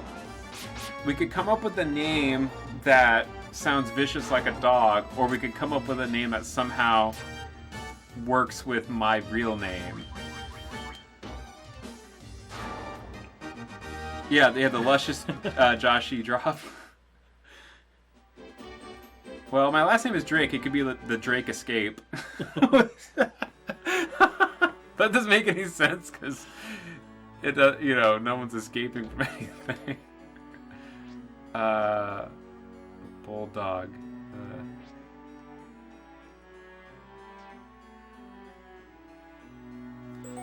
And that was bright. Yeah. Okay. So a bulldog with that's been established as being devastating and with a good name, then that's all you need. Alright, the Mystic Key. Oh, finally. Let's go open some goddamn doors. Oh, boy. See, the thing is, like, if I don't know if I'm luscious. Now, the nice thing is that if you call yourself luscious and you happen to be like not just soft and a bit, you know, pudgy like I am, But if you're actually like kind of a big gross dude and you call yourself luscious, then that really works, because clearly this guy thinks that he's you know, a sex god when they're not.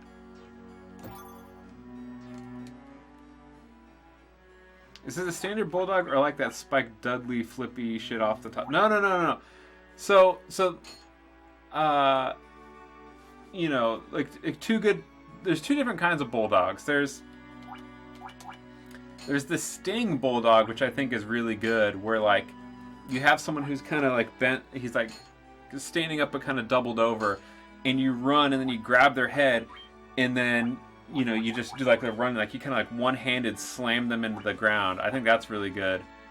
But I think I would.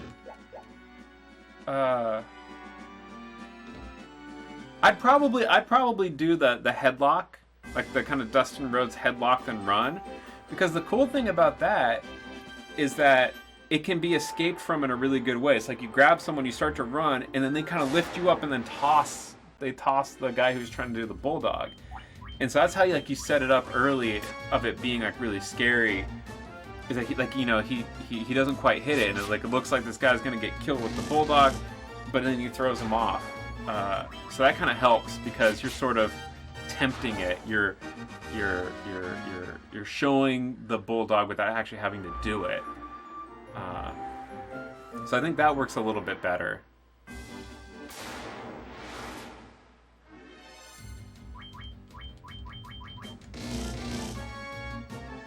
And the nice thing about a bulldog is that you can do it on someone of any size. Like, I think worst case, if it's someone who's really big and it'd be kind of impractical to get your arm up around them, you could do something fun where like you kind of, gut kick them and then hop up on the rope and then like jump off and grab their head and then drive them into the mat.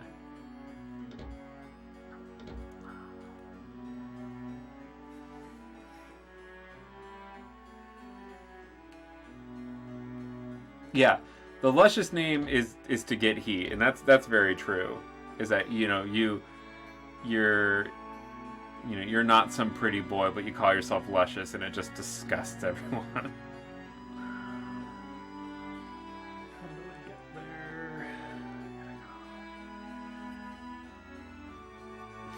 But then, I mean, are you saying I'm heel?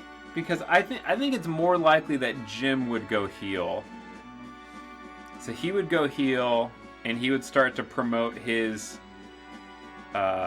wrestler, who is getting advantages and opportunities that he doesn't necessarily deserve. And so then I imagine I would be operating in response to that to try to maintain the promotion's good name and defend against Jim and his heel stable.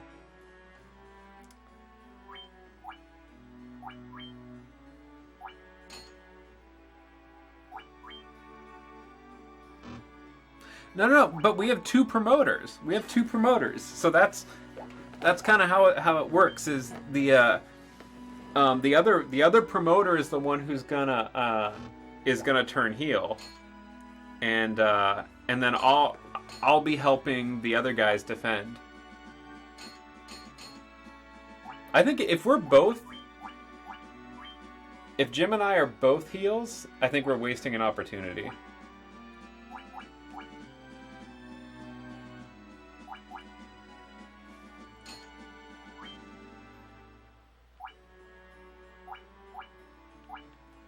Plus, Jim, I think Jim could go dark easier than I could.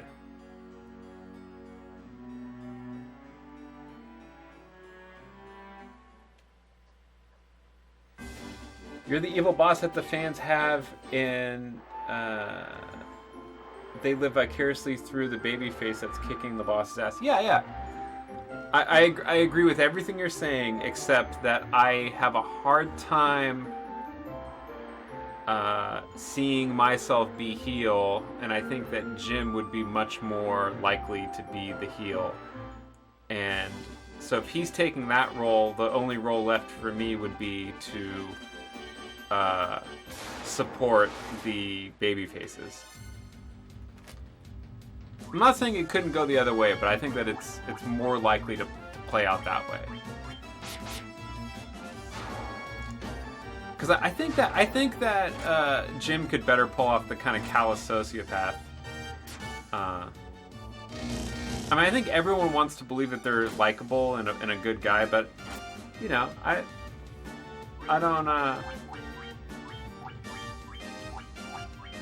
I think it would be difficult for me to pull off being that dark, because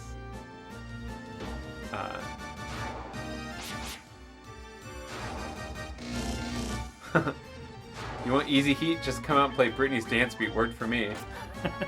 God damn it, Eric Hicks. I mean, you know, we've got it right here. Like at any point, we could just start rocking this shit.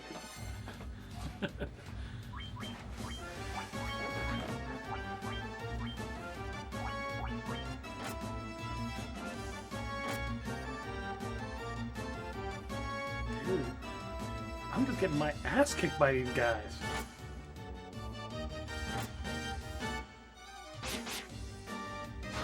Yeah, you need some AoEs, man.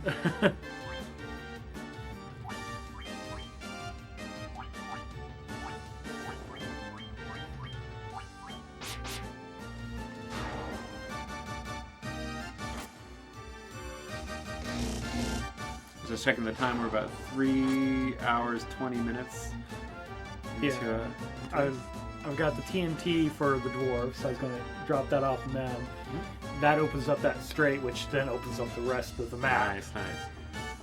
So. Oh, we're not on any particular time limit. You know, it's really up to you how long you want to go. I was just. No, I was looking at the time. Yeah, it was like, yeah.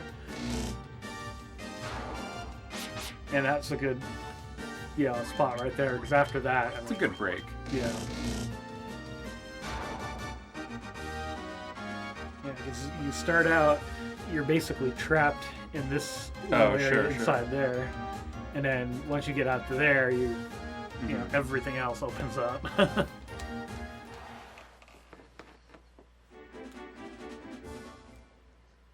of course, I had a battle, 2 feet in front of the damn fucking door. Over this way.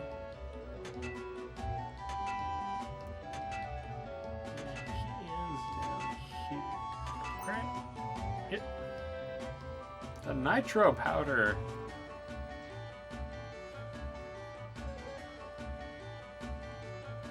What a funny hat he has on.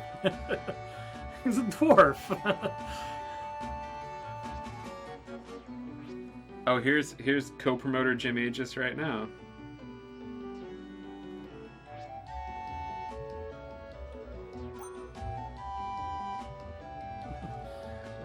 Run away. It's gonna go boom.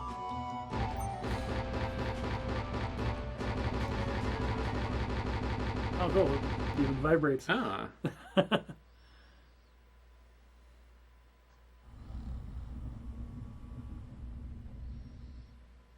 I do think that was probably one of the most awesome things to come out on the original Metal Gear with Psycho Mantis.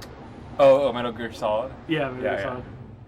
Yeah, you read your memory card and talk about what you've played and then make your controller jump and everything. Pretty genius stuff. Yeah. Yeah. That was awesome. Like, I don't think I've ever heard anyone say that, like, that was a bad idea or stupid. Like, that's, pretty much universally accepted as, like, one of the coolest things you could do in a video game. Yeah.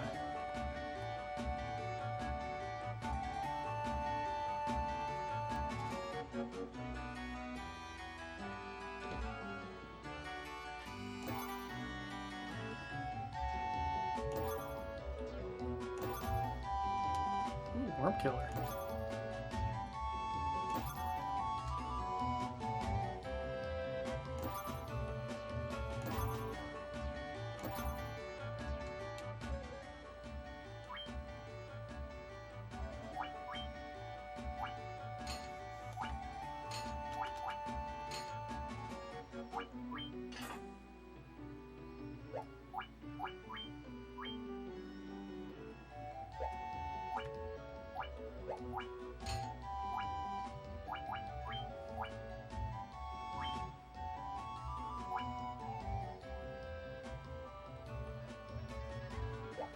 Cool.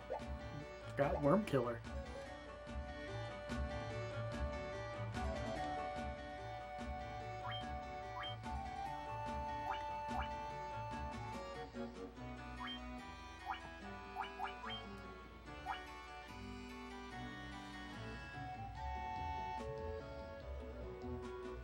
Sorry guys, I have another radio thing that's come up, so I just gotta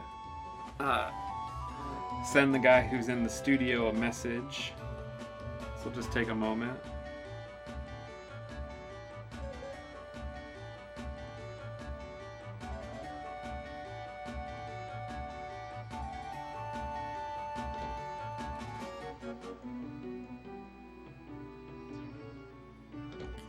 He wants adamantium. One of these guys in here. What did he want?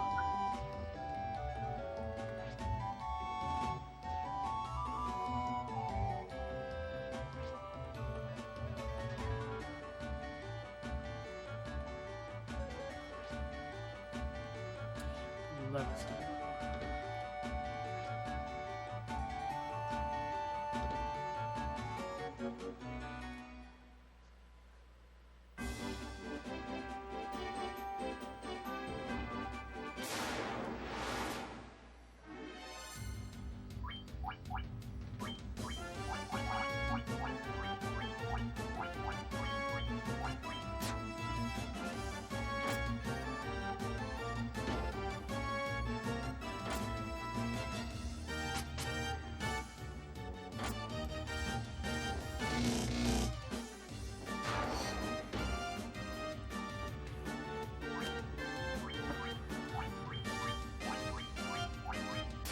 It's a nice and familiar fight.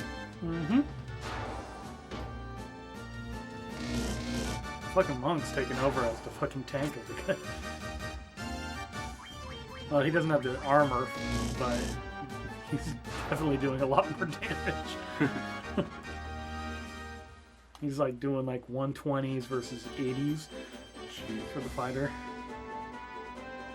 Oh! Is there a Zelda race tonight? Yeah, what's on Best of the NES right now, guys? Give me the lowdown.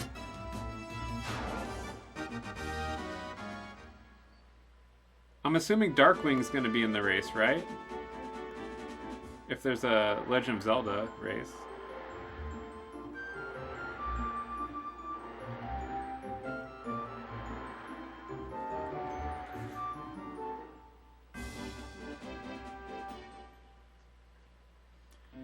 Alrighty. I think we are going to save it here and call it a night. Oh. Well, we have just escaped the initial area. Yep. We're 3.5 hours in, which I think is a nice chunk to take out the quote early game.